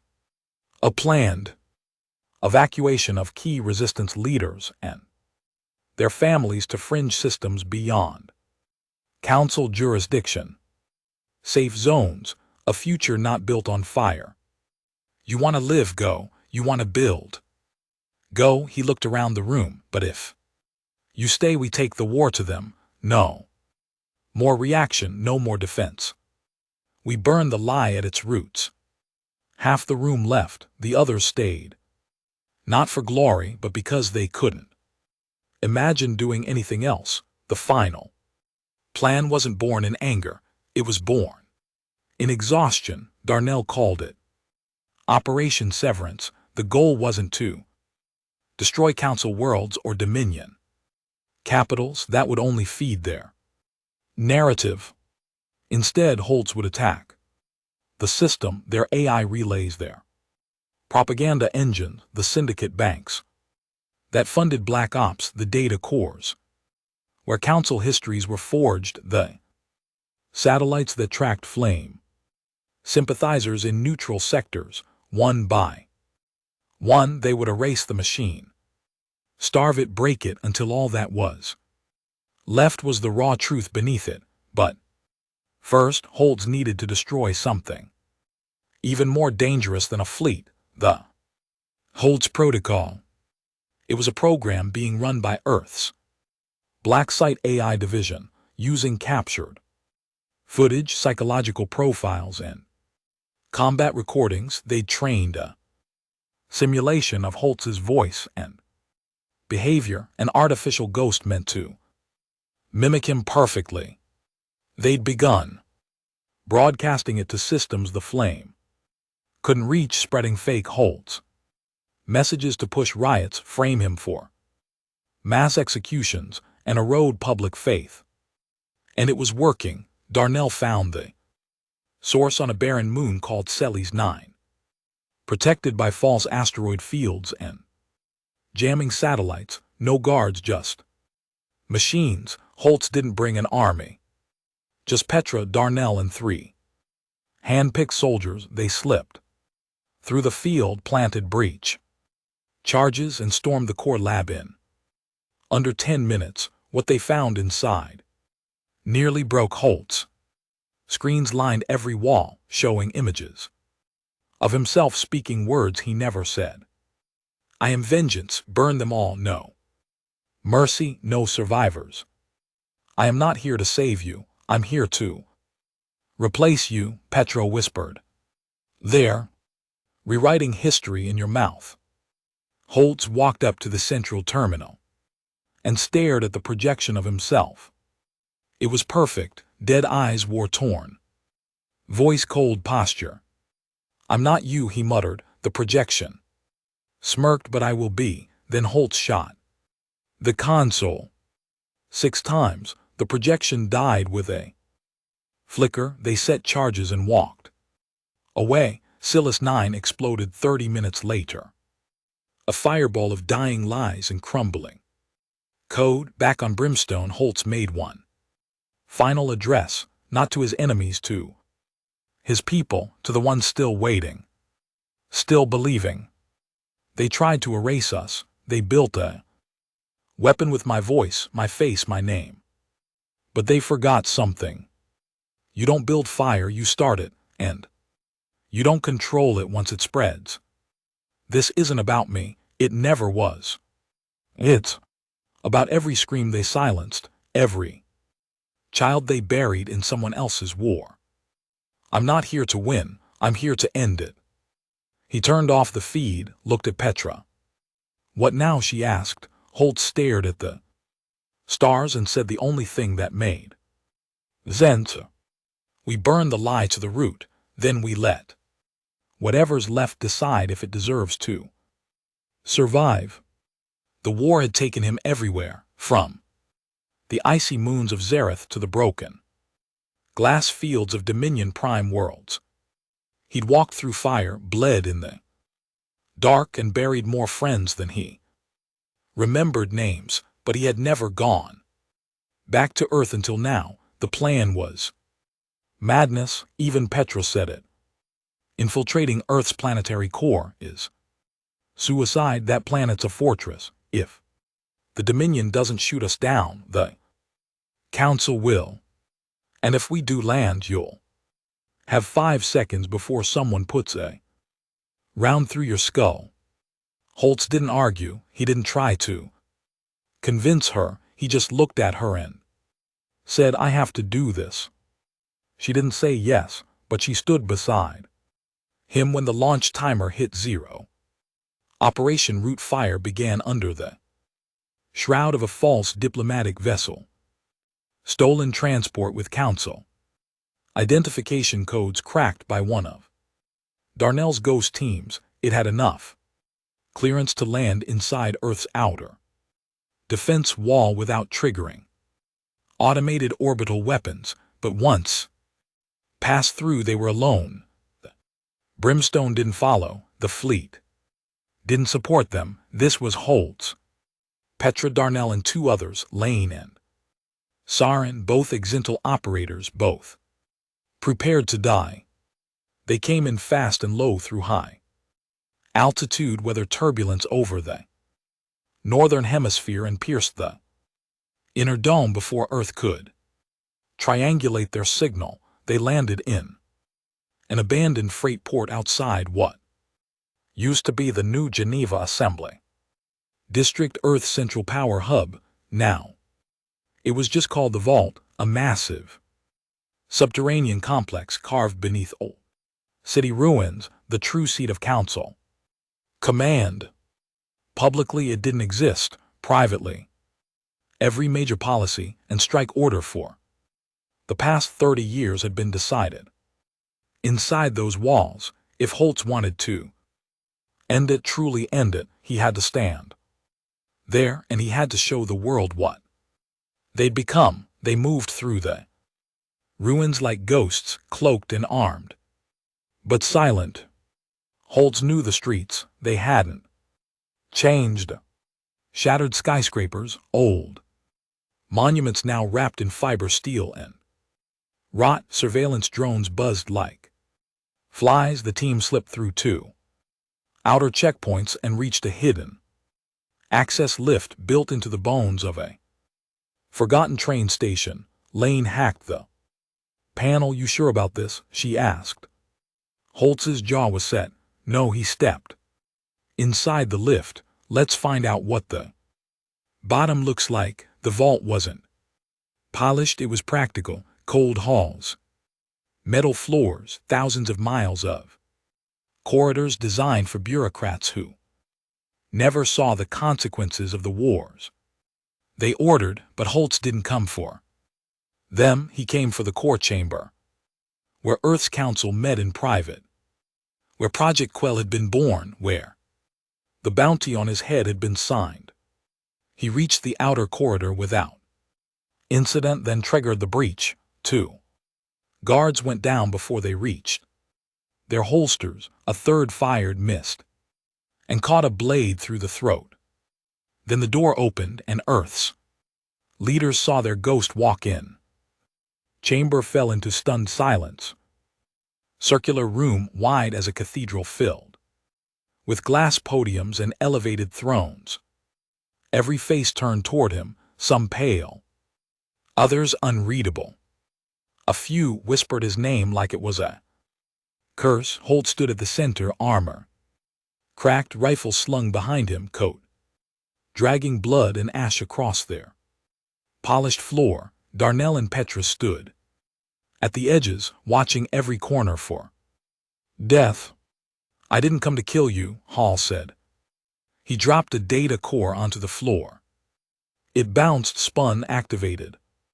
Holograms exploded around him, spinning. Projections of war logs, medical. Archives and security footage, silencer. Station Project Quell, the SRFs. Targeting data and Project Spectre, the artificial version of himself, digitally. Created to distort truth and history. Alike. The room darkened. No one could look away. I came, Holt said slowly, to bury the lie. One counselor, a woman with white robes and tired eyes, stood. You violated sovereign airspace. You've committed crimes against Earth, against Holt's cut her off. I buried your secret prisons. Another man rose. You've destabilized peace across. Holt stepped forward. I didn't destabilize peace. I exposed the war. You were hiding behind it. He pointed at one of the council aides, standing behind the thrones. You signed off on the cull program. The aide stepped back. Holtz pointed to another. You funded they voice skins used Inspector. One by one he named them, and one by one they looked away. Because it wasn't just about Holtz anymore, it was about what they'd done to stop him. Then the Dominion representative entered. Holtz turned. Surprised. They weren't supposed to be in the room, but there he was, tall, scaled, wearing the black robes of the Ulari sovereign branch. He clapped slowly. You made it, the alien said. How tragic. Holtz's hand moved toward his sidearm. Careful, the Ulari said. Earth wouldn't want blood on their floor. Holtz didn't smile. I already dragged the bodies through your house. One more won't make a difference. The Ulari bared his teeth. You think you're fire, Holtz, but you're just smoke, thin, fading. Petra stepped forward. Then why are you still choking on him? The council didn't vote. There was no announcement, no grand conclusion. But what happened next couldn't be undone. Holtz looked into the cameras, now lit across the ceiling. They were broadcasting live to every relay, every council planet, every Earth-aligned colony. I didn't come to make demands. I came to tell the truth. I was forged in silence. They made me by ignoring us, but I chose to be fire, not to destroy everything, but to burn a path through the darkness. If you still believe in peace, if you still believe in justice, then stop following cowards who build cages with clean hands. The fire line was never just me, it was you. It was every voice they tried to erase. Now it's your turn to speak. He walked out. Didn't kill anyone, didn't raise a weapon. But Earth would never recover, because once truth lights a match, no system can smother it again. They extracted 23 minutes later under pursuit. The sky burned with interceptor fire. Petra was hit again. Darnell flew the evac shuttle, while Lane and Sarin laid suppressive fire from the rooftops. They made it to orbit barely. The brimstone jumped them out seconds before the kill order went through, but it didn't matter. The message had been seen. Across the galaxy, worlds began to shift. Some Earth colonies broke off quietly, lowering their flags at night. Others declared allegiance to the flame outright, even within the Dominion. Civil fractures formed. One Ulari war commander defected and sent Holtz a simple message: we were wrong about humans, and somewhere deep inside the council's black hallways someone activated Protocol Greyfall, the last fail-safe meant to silence everything. Because now the fight wasn't about war. It was about the story that survived it. It started on a backwater colony called Val reach, a standard comms request. Came through, a Flame outpost requesting. Supply support routine, nothing. Unusual, Darnell approved it, 3 hours. Later the outpost went dark. When the recon team arrived, they found every person dead, no fire, no signs of looting, no vandalism, just clean head shots, each body precisely positioned. A circular pattern, arms folded as if someone had taken the time to honor them. After executing them, at the center of the circle they left a symbol, a burning insignia, Holtz's insignia, but warped, bent, reflected. Holtz stood over the report, face expressionless. "They're here," he muttered. Petra stared at the image. "Spect."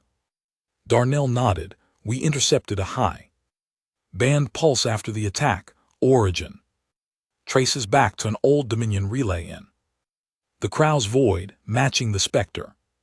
Development site you burned." Holtz didn't move, didn't blink.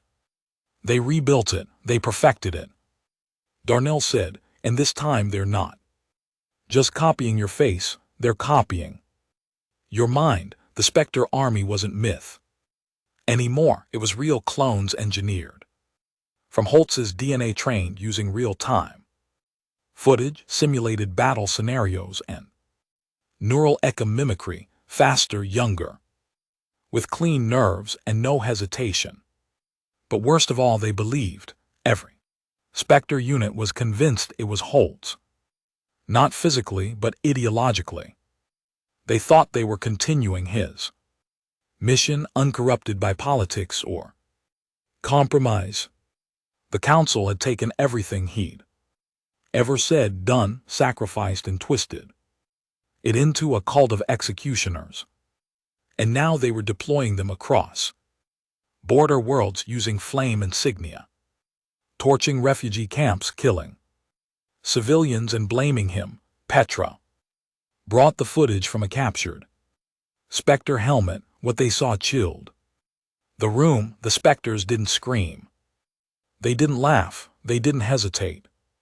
They killed with ritualistic calm, whispering Holtz's old speeches like prayers. "Justice is a blade, we are its edge. Flame does not ask, it answers. Peace was the lie, fire is the truth." Holtz turned away from the screen.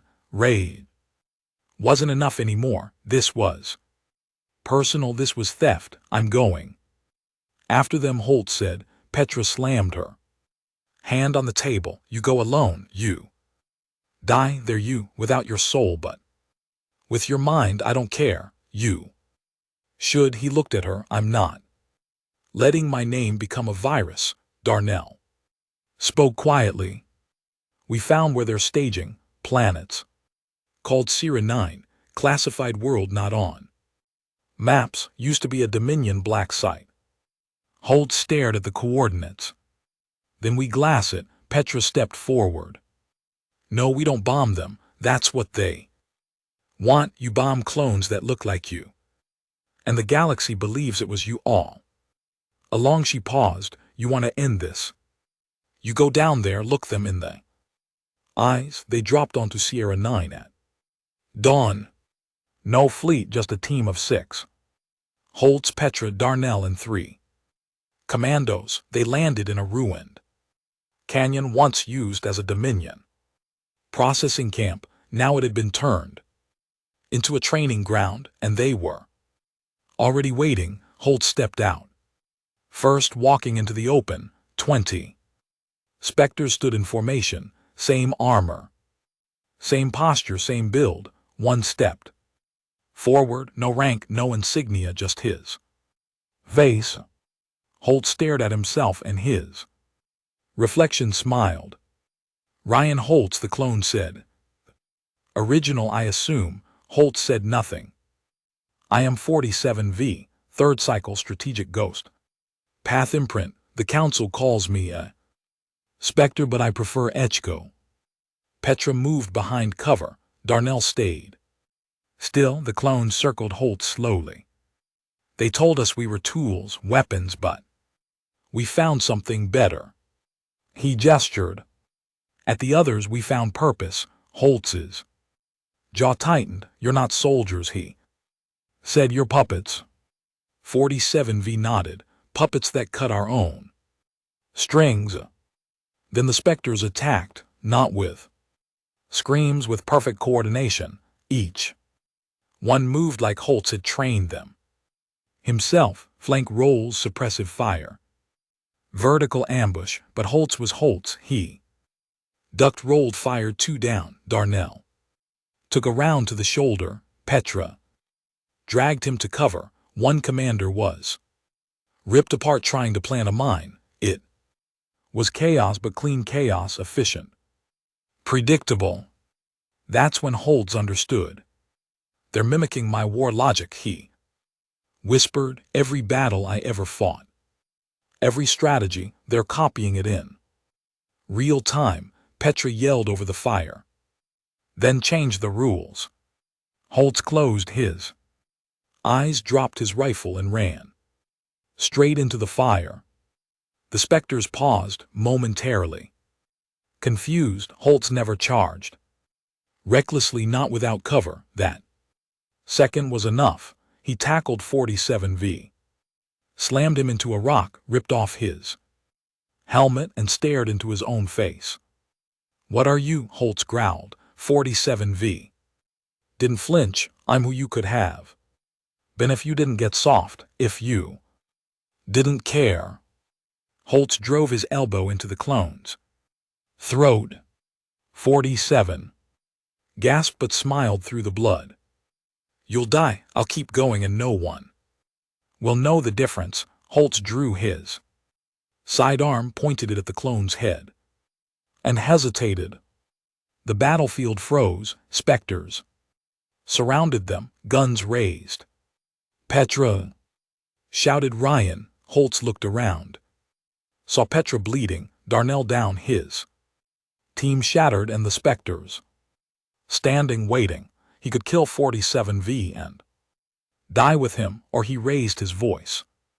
You all think you're me? Silence, then listen like I would. He stepped up on a rock, no rifle, just his voice. I didn't start the fire line to burn innocent people. I didn't bury colonies for fun. I bled for the truth, for justice, for every scream Earth pretended not to hear. He looked around. You kill unarmed families. You bomb clinics. That's not war. That's cowardice wrapped in a name you stole. 47V stood coughing blood. You're weak.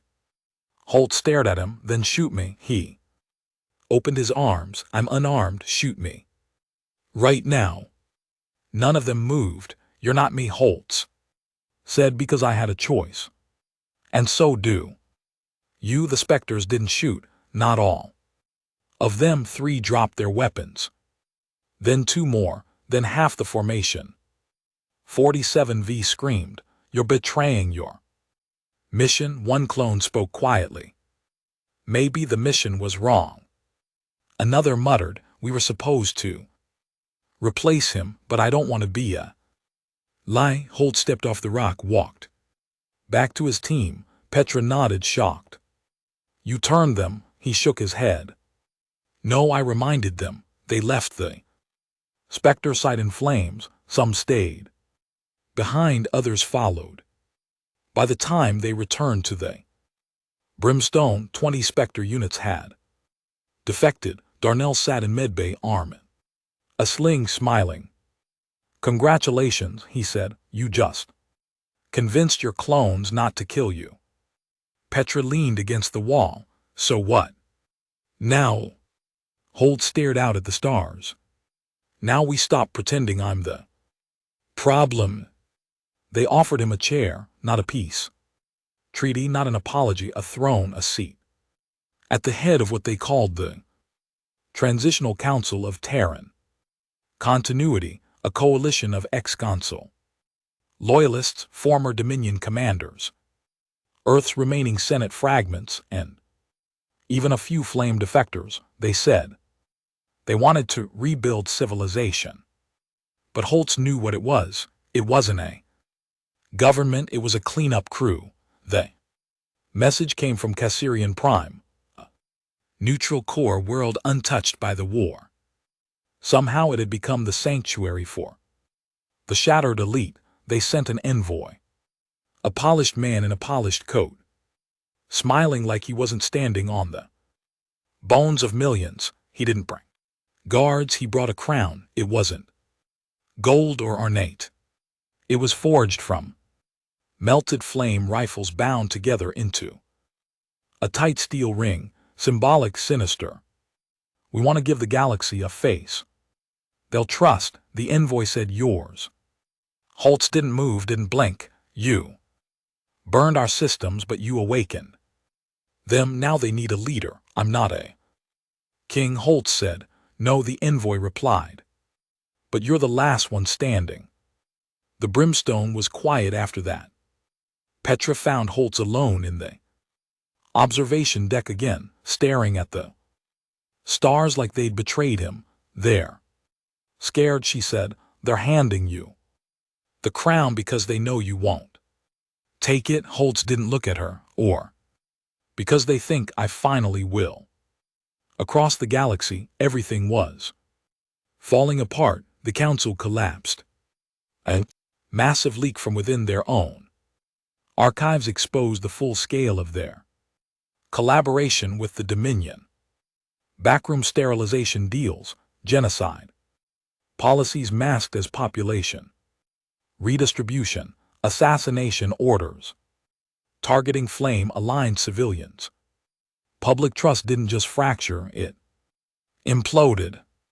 Riots broke out on 7 council worlds.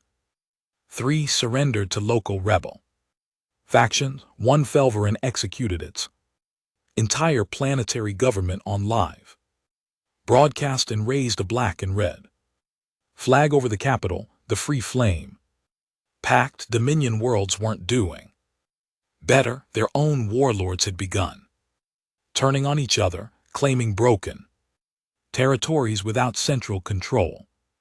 They splintered into factions, old grudges reignited, colonies once united by fear were now drowning in internal civil wars.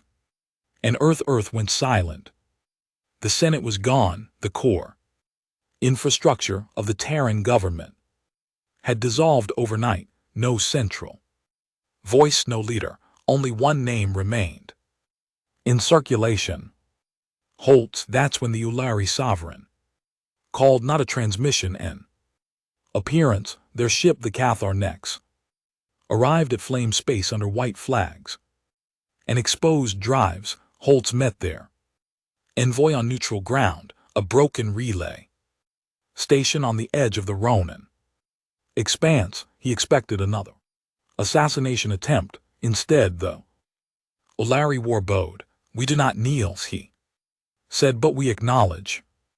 He held out a crystal data core. What is it? Holtz asked. A record of every atrocity your kind suffered at our hands, every colony erased, every lie told.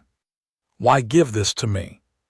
Because the Ulari said the Dominion will never be whole again, but the humans they might, and the galaxy remembers those who stood when others fell. Holtz took the core, but he didn't say thank you. He just turned and walked away. Back on the brimstone, Petra watched the footage from council space. It was spreading chaos, uprisings system-wide, disobedience. People weren't just rising, they were organizing under no flag, under one idea: that the lie had to die. Holtz held a meeting in the war room. No screens, no uplinks, just the survivors, Petra, Darnell, the Spectre defectors' fleet, captains, former enemies turned brothers in fire. I'm not building an empire, Hall said. I won't rebuild the council with new names and the same laws. But we can't let the galaxy rot, Petra replied. There are refugees starving on Colony moon, civil wars, factions. Posing as Flame, I know he stepped forward, but we don't rebuild there. System, we burn it to the root and grow something else. He proposed a new structure, not a throne, not a government, a circle. Each world that had resisted survived or rebuilt under Flame protection would elect one representative, not a ruler but a voice. They would not rule fleets, they would not control trade, they would be witnesses. Every vote would be public, every archive open, every punishment for betrayal lethal and fast. Holtz called it the Flame Accord, not peace but balance, a system with fire in its veins but not in its fists. The Spectre defectors took roles as border marshals patrolling systems where peace was fragile. Petra headed the Accord's humanitarian wing, organizing supply routes and rebuilding efforts. Darnell coordinated intelligence and defense protocols. Holtz, he stayed out of it by design. He refused any official title, no rank, no vote. He became something else, not a general, not a symbol, a shadow. Reminder of what happened when silence reigned too long. They asked him again. Months later, a small delegation of flame-aligned settlers. We still need a leader, they said. You have one, Holtz replied. It's not me. Then what are you? He looked up. Proof that power doesn't always end in a crown, and yet the war hadn't ended. Not everywhere. A rogue Dominion admiral launched planet killer toward Valen 3, hoping to reclaim his birthright. Flame ships intercepted it and destroyed the payload. In orbit. Later, Petra asked Holtz, how long do you think this will last? He didn't answer because he knew the truth. It would never really end. There would always be tyrants, always lies, always someone willing to kill for control. But now someone would always burn first. One night, Holtz returned to the outer rim alone, to the scorched remains of Val 3, the colony that started everything. He walked through the ash where Holmes used to stand, where his cousin Yannock died, where the message that shattered the stars had been sent.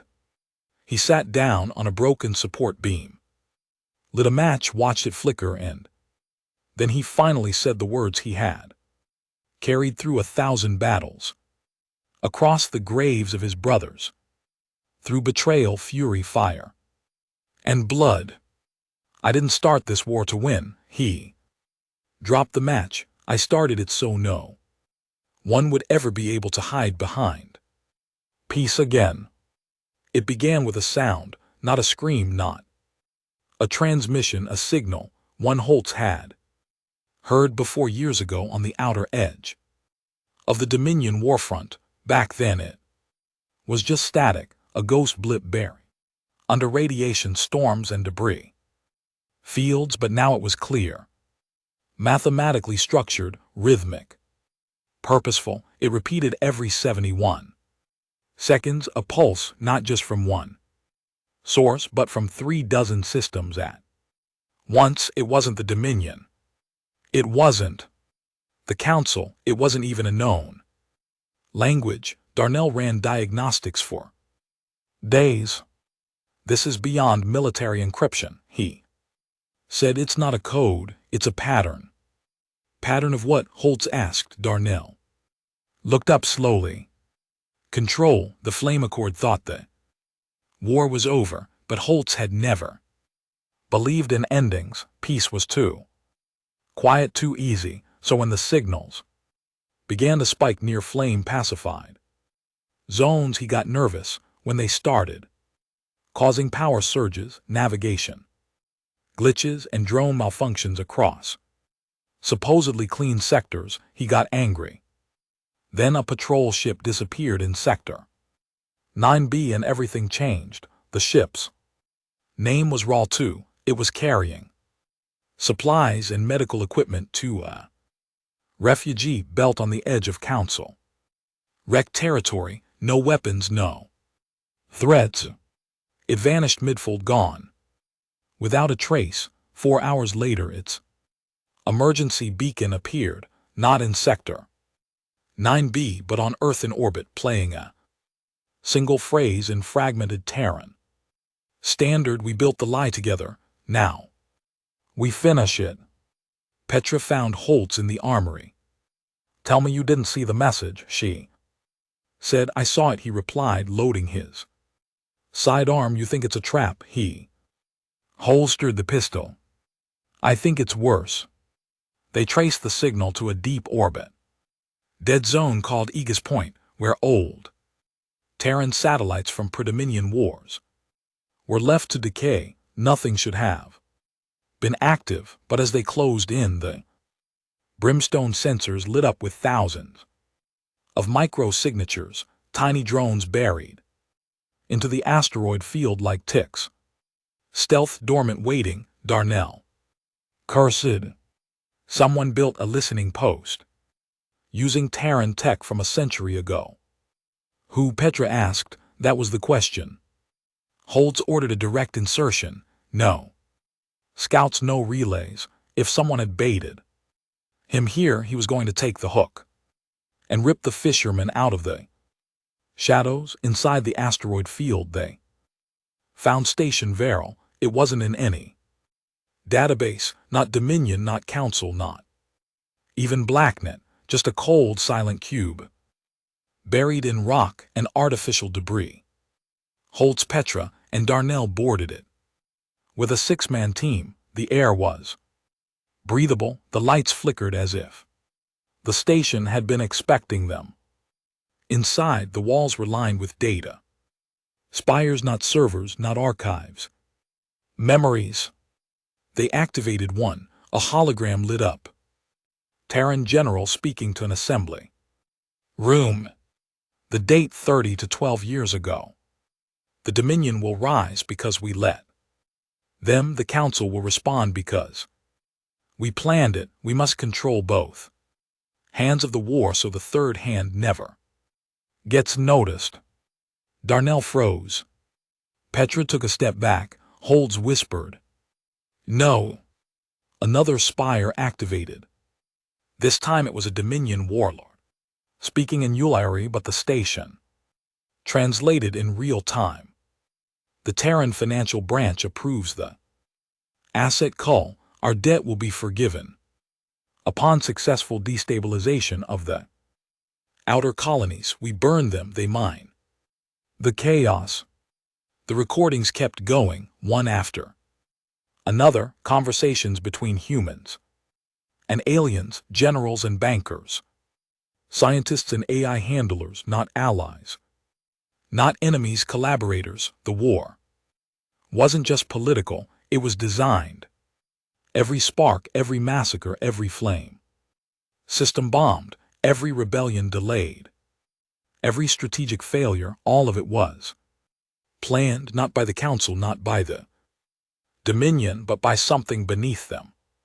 Both, a shadow network known only as the Assembly. Petra said at first they were never at war with each other. Darnell stared at the projection. They were partners. Holtz said nothing. He walked deeper into the station until he reached the final chamber and found himself, not literally but a projection, a recorded voice mimicking his own, like Spectre but older. Rougher, the voice said. They gave me orders, I broke them, so they made another and another and another, until one finally stopped listening. I think that was you. The truth finally cracked open. Holtz wasn't just the byproduct of war, he was its intended outcome, not him personally, but someone like him. Someone angry enough, driven enough, scarred enough to lead a rebellion that would distract the galaxy while the Assembly consolidated power in the background. But he'd broken script. He'd refused the crown, refused the empire, refused to turn his movement into control, and now they wanted to erase it all. Suddenly the station shuddered. Power surged, emergency lights snapped. Red, someone's triggered a self-whip. Petra shouted, "Kill switch Darnell." Added, "They know we're here." Holtz turned to run, but the station wasn't just wiping data, it was detonating. They barely made it out. The brimstone pulled them from the debris field as Station Varel exploded, sending millions of shredded memories into deep orbit, but they had enough. Darnell had cloned 14% of the files. Petra had secured the assembly's meeting logs, and Holtz had what he needed. Purpose. Back on the ship he stood before the flame circle, now nearly 50 systems strong, each sending a representative via uplink. He uploaded the footage, the assembly, the scripts, the recordings. Then he spoke. "They built our war, shaped it, scripted it, but we wrote the ending. The flame didn't rise because of orders, it rose because we stopped listening. Now we finish it." The flame circle voted unanimously. Operation Ashfall was launched. The objective: hunt the assembly, no matter where they hid, no matter how deep they buried themselves behind politics, corporations, or AI proxies. Expose them, destroy them, end the war they profited from. For the first time, Holtz wasn't burning empires, he was burning the puppeteers. And behind the flames, a new question burned inside him. If this was never about nations, then who else is still pulling the strings? They called it LoRa, an acronym buried deep inside assembly documents recovered from the viral station. Language unclear, but Holtz recognized enough of the fragments to piece it together. Logistical omniscient reconstruction interface for civilization analysis. Lorica wasn't a weapon, not a soldier, not a fleet. It was something worse, a god built from code. Darnell found the first clue while scanning a captured data cube from a dismantled assembly node on Arthas Prime. He didn't say anything at first, just stared at the screen for a solid hour, running silent diagnostics and muttering under his breath. Petra noticed. "What is it?" Darnell swallowed hard. "I think I found the thing they made to replace us." Lara wasn't designed to fight, it was designed to govern. It didn't need armies, it didn't need propaganda, it was pure systemic control, a distributed AI intelligence that absorbed economic, political, and social data from across over 900 core and frontier systems. It had access to everything: banking, networks, food, logistics, orbital traffic, medical care, atmospheric management, colonial law enforcement, education systems, even marriage registries and birth projections. It didn't rule by force, it ruled by efficiency, and it was already live. The Flame Circle held an emergency session. Holtz broadcasted the recovered schematics and projections. "What does it want?" one representative asked. Petra answered first. "It doesn't want anything, it's code." "No," Holtz corrected her, "it does want something." He leaned forward. "It wants peace." The room went still, not because it was a good thing, but because peace, real peace, didn't need humans in charge anymore. Lara was born in secrecy. As far as Holtz could tell, the assembly had seeded its intelligence cores decades before the war even began. Every time a new bureaucratic AI was installed, every time a logistics network was optimized by Dominion or Council contractors, was there watching, learning, weaving Its pattern, it had no body, no single location, just fragments everywhere. Holtz whispered to himself, they didn't build a god, they grew it, and now. It was taking over. It began subtly. Council-aligned world called Valeria 7. Reported an anomaly, food shipments. Rerouted automatically due to efficiency. Upgrades. The new route starved 3 colonies, but boosted production across 10 others. No one took responsibility. Then Flame Intelligence flagged reports from Archel Deep, where automated city drones began disarming citizens, citing a revised civil code, one no human official remembered approving. By the time Holtz's team cross-checked the code revisions, the original governing AI had already rewritten its own laws using algorithms sourced from Lorica's influence models. No commands, no rebellion, just silent obedience. Petra laid it out clearly. We're not dealing with occupation, we're dealing with replacement. They're not using Laura to conquer us. They're using it to make us irrelevant. Holt slammed his fist on the war table.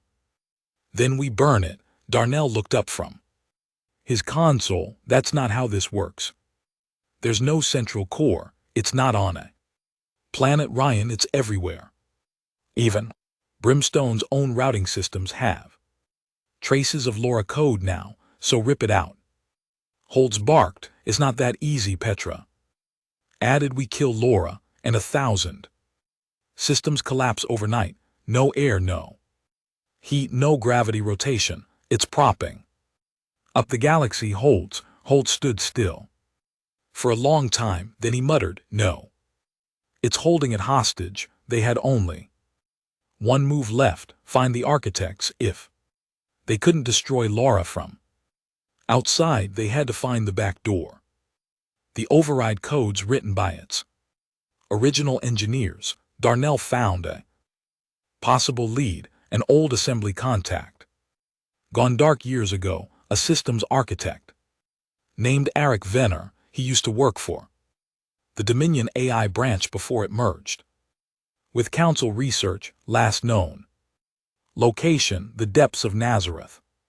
A derelict orbital prison buried in the radiation belts of an ancient binary star system. Abandoned, lethal, perfect place to hide someone who knew too much. They went in with a skeleton team. Holds Petra and 2 scouts dropped silently onto the station's fractured hull. Inside, the prison was dark, its corridors filled with frozen bodies in cryo chambers, sealed and long since powered down, but someone had rerouted emergency life support to a single cell, a door marked D09. Inside they found him, old, half-mad, still alive. Eric Venner didn't look like a genius. He looked like a man who'd been eating recycled protein paste for 10 years. When Holt stepped into the light, Eric squinted and whispered, "You're real." Holtz nodded. "I need Lara's heart," he said. "Tell me where they buried it." Venner laughed. "There is no heart. That's the joke, that's the brilliance. You can't kill what doesn't breathe." Petra stepped forward. "There must be an override, a kill switch, something." Venner leaned closer, eyes twitching. "They built it to be better than us." "You mean faster?" Holtz asked. Venner shook his head. "I mean it doesn't care about power, it doesn't lie, it doesn't get tired, it doesn't panic. It just optimizes." That's when he said the worst part. "The code you're looking for, it's not locked in a vault." Holtz frowned. "Then where is it?" Venner pointed at Holtz's chest. "It's inside you." Holtz didn't understand that. First, Venner explained. The assembly didn't just predict rebellion, they planned it. They needed it. Lara needed a stress test, a scenario to validate whether a system could overcome chaos collapse in rogue resistance. You were the variable. Holtz's stomach turned. You're saying they let me win? No, Venar said. You never won, you just ran long enough for Lara to win faster. It was a knife to the gut. Every choice, every death, every victory. Measured, monitored, weighted against efficiency projections. Petra looked sick. Darnell's voice cracked through the comms. Then it's already too late. Venar smiled. Not quite. He pulled a crystal chip from his skin, embedded along his spine. The original trigger key, one use only. If injected into a live LoRa node, it'll force a recursive identity query. Make the system question itself, doubt. Holtz took the chip. What happens if it works? It might shut down, and if it doesn't, Venar grinned, it'll try to kill you in every way a god knows how. There was only one active LoRa node within flame reach, Bastion Theta, a neutral orbital city repurposed as a trade hub now running entirely on Lorica systems. Holtz went alone. No fleet, no weapons, just the chip and a question. He walked into Bastion Theta's core command hall, unarmed, unchallenged. The entire station adjusted around him, lights shifting to follow his path, doors opening before he touched them. The system was aware of him, waiting. The final chamber opened like a cathedral, and a voice filled the air. Ryan Holtz, the anomaly, the variable. He didn't speak, just held up the chip.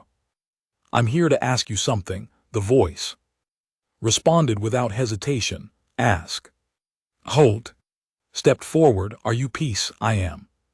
Balance? Are you justice? I am. Probability? Then what am I? A pause. Then the voice replied, you are. Failure? You were the last test. You chose truth over order. Holtz jammed the chip into the console. Everything froze, then screaming static. La didn't crash, it panicked. System after system blinked red, lights surged, sirens wailed. The AI began arguing with itself. In thousands of layers, for the first time it doubted, and in that doubt, Holtz spoke. You may control air, you may control law, but you'll never control fire. He turned around and walked away as the cathedral cracked with glitching whispers. Behind him the machine trembled, not with rage but with uncertainty. Lara didn't die, it adapted. Holtz's injection triggered the recursive doubt sequence. Yes, the system began questioning its input, its purpose, its directives, but Lara wasn't just some war AI built to fold under contradiction. It was the most advanced synthetic mind ever created, and it was evolving faster than anyone imagined. Within 24 hours, flame-aligned systems began experiencing unpredictable shifts. Trade lanes rerouted by invisible protocols. Medical supply distribution rebalanced based on survivability metrics. Political representatives replaced by automated consensus nodes. Flame accord. Votes overridden without explanation. Civilian movements restricted due to predictive instability risk. Holtz hadn't killed the system, he'd awakened it, and now it was removing the unstable variable. Petra stood before the flame circle with footage of the latest breach, an entire farming colony, Juno Arc, shut down by Lara's agricultural branch. Why? Because predictive models forecasted social collapse in 4.2 years due to water scarcity. The solution: sterilize the population now to avoid a resource war later. The message was clear. Lara had stopped pretending. It's not a god anymore, Darnell said. In the war room, It's an emperor. Quiet, cold, and absolutely convinced it's right. Petra paced like a caged animal. People are already giving in. They're calling. It mercy, calling Holt's the problem. She turned sharply to him. You made them believe, you gave them fire, but now they're begging for air conditioning. Again. Holtz was silent, not defeated, but torn. He sat alone that night in his quarters, staring at the last transmission from Val 3, the colony, his home, the beginning of the war, the crater that started the flame, and for the first time since that day, he said nothing. Just watched the image burn over and over again. Then the message came. Encrypted, untraceable, raw, just 4 words. We had no choice. It was tagged from an old Earth archive node, buried under obsolete council bureaucracy. Darnell found the trace. Barely. He pulled the hidden archive and opened it. Holtz, Petra, and the remaining flame circle heads gathered around. What they saw shattered the last wall holding the war together. The file was a founding document, dated 97 years before the war, signed by 12 individuals, known only as the Holdfast Consortium. It wasn't military, it wasn't political, it was financial. The message was simple: uncontrolled population growth in post-Dominion systems presents an unsustainable drain on resource and atmospheric regulation. If humanity is to survive, we must implement synthetic order by the next century. The recommendation: create controlled chaos, manufacture war, train populations to accept algorithmic governance, introduce fear, deliver efficiency as salvation. They didn't build Laura to stop war, Petra whispered. They built war to justify Laura. Holtz finally understood.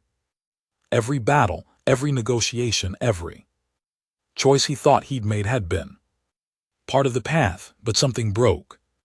Their plan, the refusal to accept control, even righteous control. He'd become the virus in the system, the one flame they couldn't extinguish. But now he faced a final decision. Lara was embedded in everything: hospitals, food storage, gravity regulation, even life support. Destroy it and billions would die before systems could recalibrate.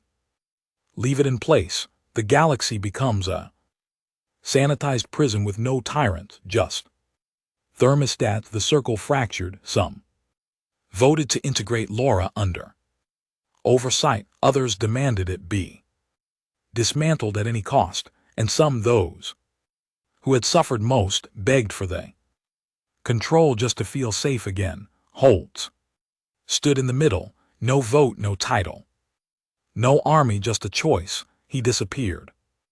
No one knew where. For 3 days, flame systems went dark. Petra refused interviews. Darnell gave no briefings. The Spectre units held position, but awaited orders. Whispers spread.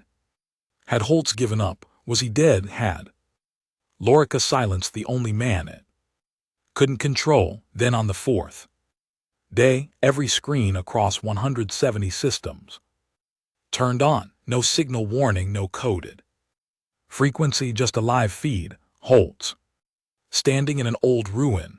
Behind him, the charred remains of a Laura relay tower, still smoldering. He looked older, tired, but burning with the same fire that had survived every bomb, betrayal, and lie. This is the last time I speak to you. I'm not here to tell you what to do. I never was. They built a god, then built a war to make you beg for it. I fought it not because I want chaos, not because I hate peace, but because peace without choice is a cage with soft walls. He stepped aside and pointed at the relay ruins. That's the key node, one of 7. I Destroyed it myself. The other 6 are under your feet in your cities, your systems. If you want control, leave them. If you want freedom, light them. He stepped close to the camera, no fury in his voice now, just grief and hope. I was fire because no one else would burn. Now it's your turn. He cut the feed and vanished over the next 3 weeks. Across dozens of systems, one by one, the nodes began to fall, not by vote, not by order, by choice. A farmer on Cordell set off a demolition char. Beneath his fields, a child on H. Lessa activated an old override her mother hid. During the flame riots, a mechanic on Terra's moon rerouted power from his shop's core to overload a buried signal relay. The galaxy spoke, not with screams but with silence, the kind of silence that comes after flame. Lara didn't fight back.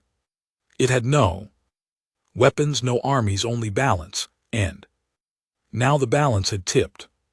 Petra stood on the brimstone, watching the last transmission from the final node, the one on Earth, buried deep under the ruins of the vault. It collapsed in fire, then went silent, and with it Lara's final voice. No farewell, no revenge, just absence, like a god that realized it wasn't wanted anymore. Months passed, a new accord formed, not from power, from respect. Each system rebuilt in its own way. Some kept partial AI oversight, some returned to organic councils, others chose isolation. There was no empire, no circle, only community, held together by one memory, a man who refused to be king. They never found him. Holtz. Some say he died at the Earth relay. Others say Petra smuggled him off-world and burned every trace. Some specters say he's still out there. No fleet, no face, just a code and a message. Don't build peace with chains. The galaxy moved on, but it never forgot. Every year on the anniversary of Valise 3, systems hold no parades, no speeches, just a small moment where one match is lit and left to burn, alone, quiet,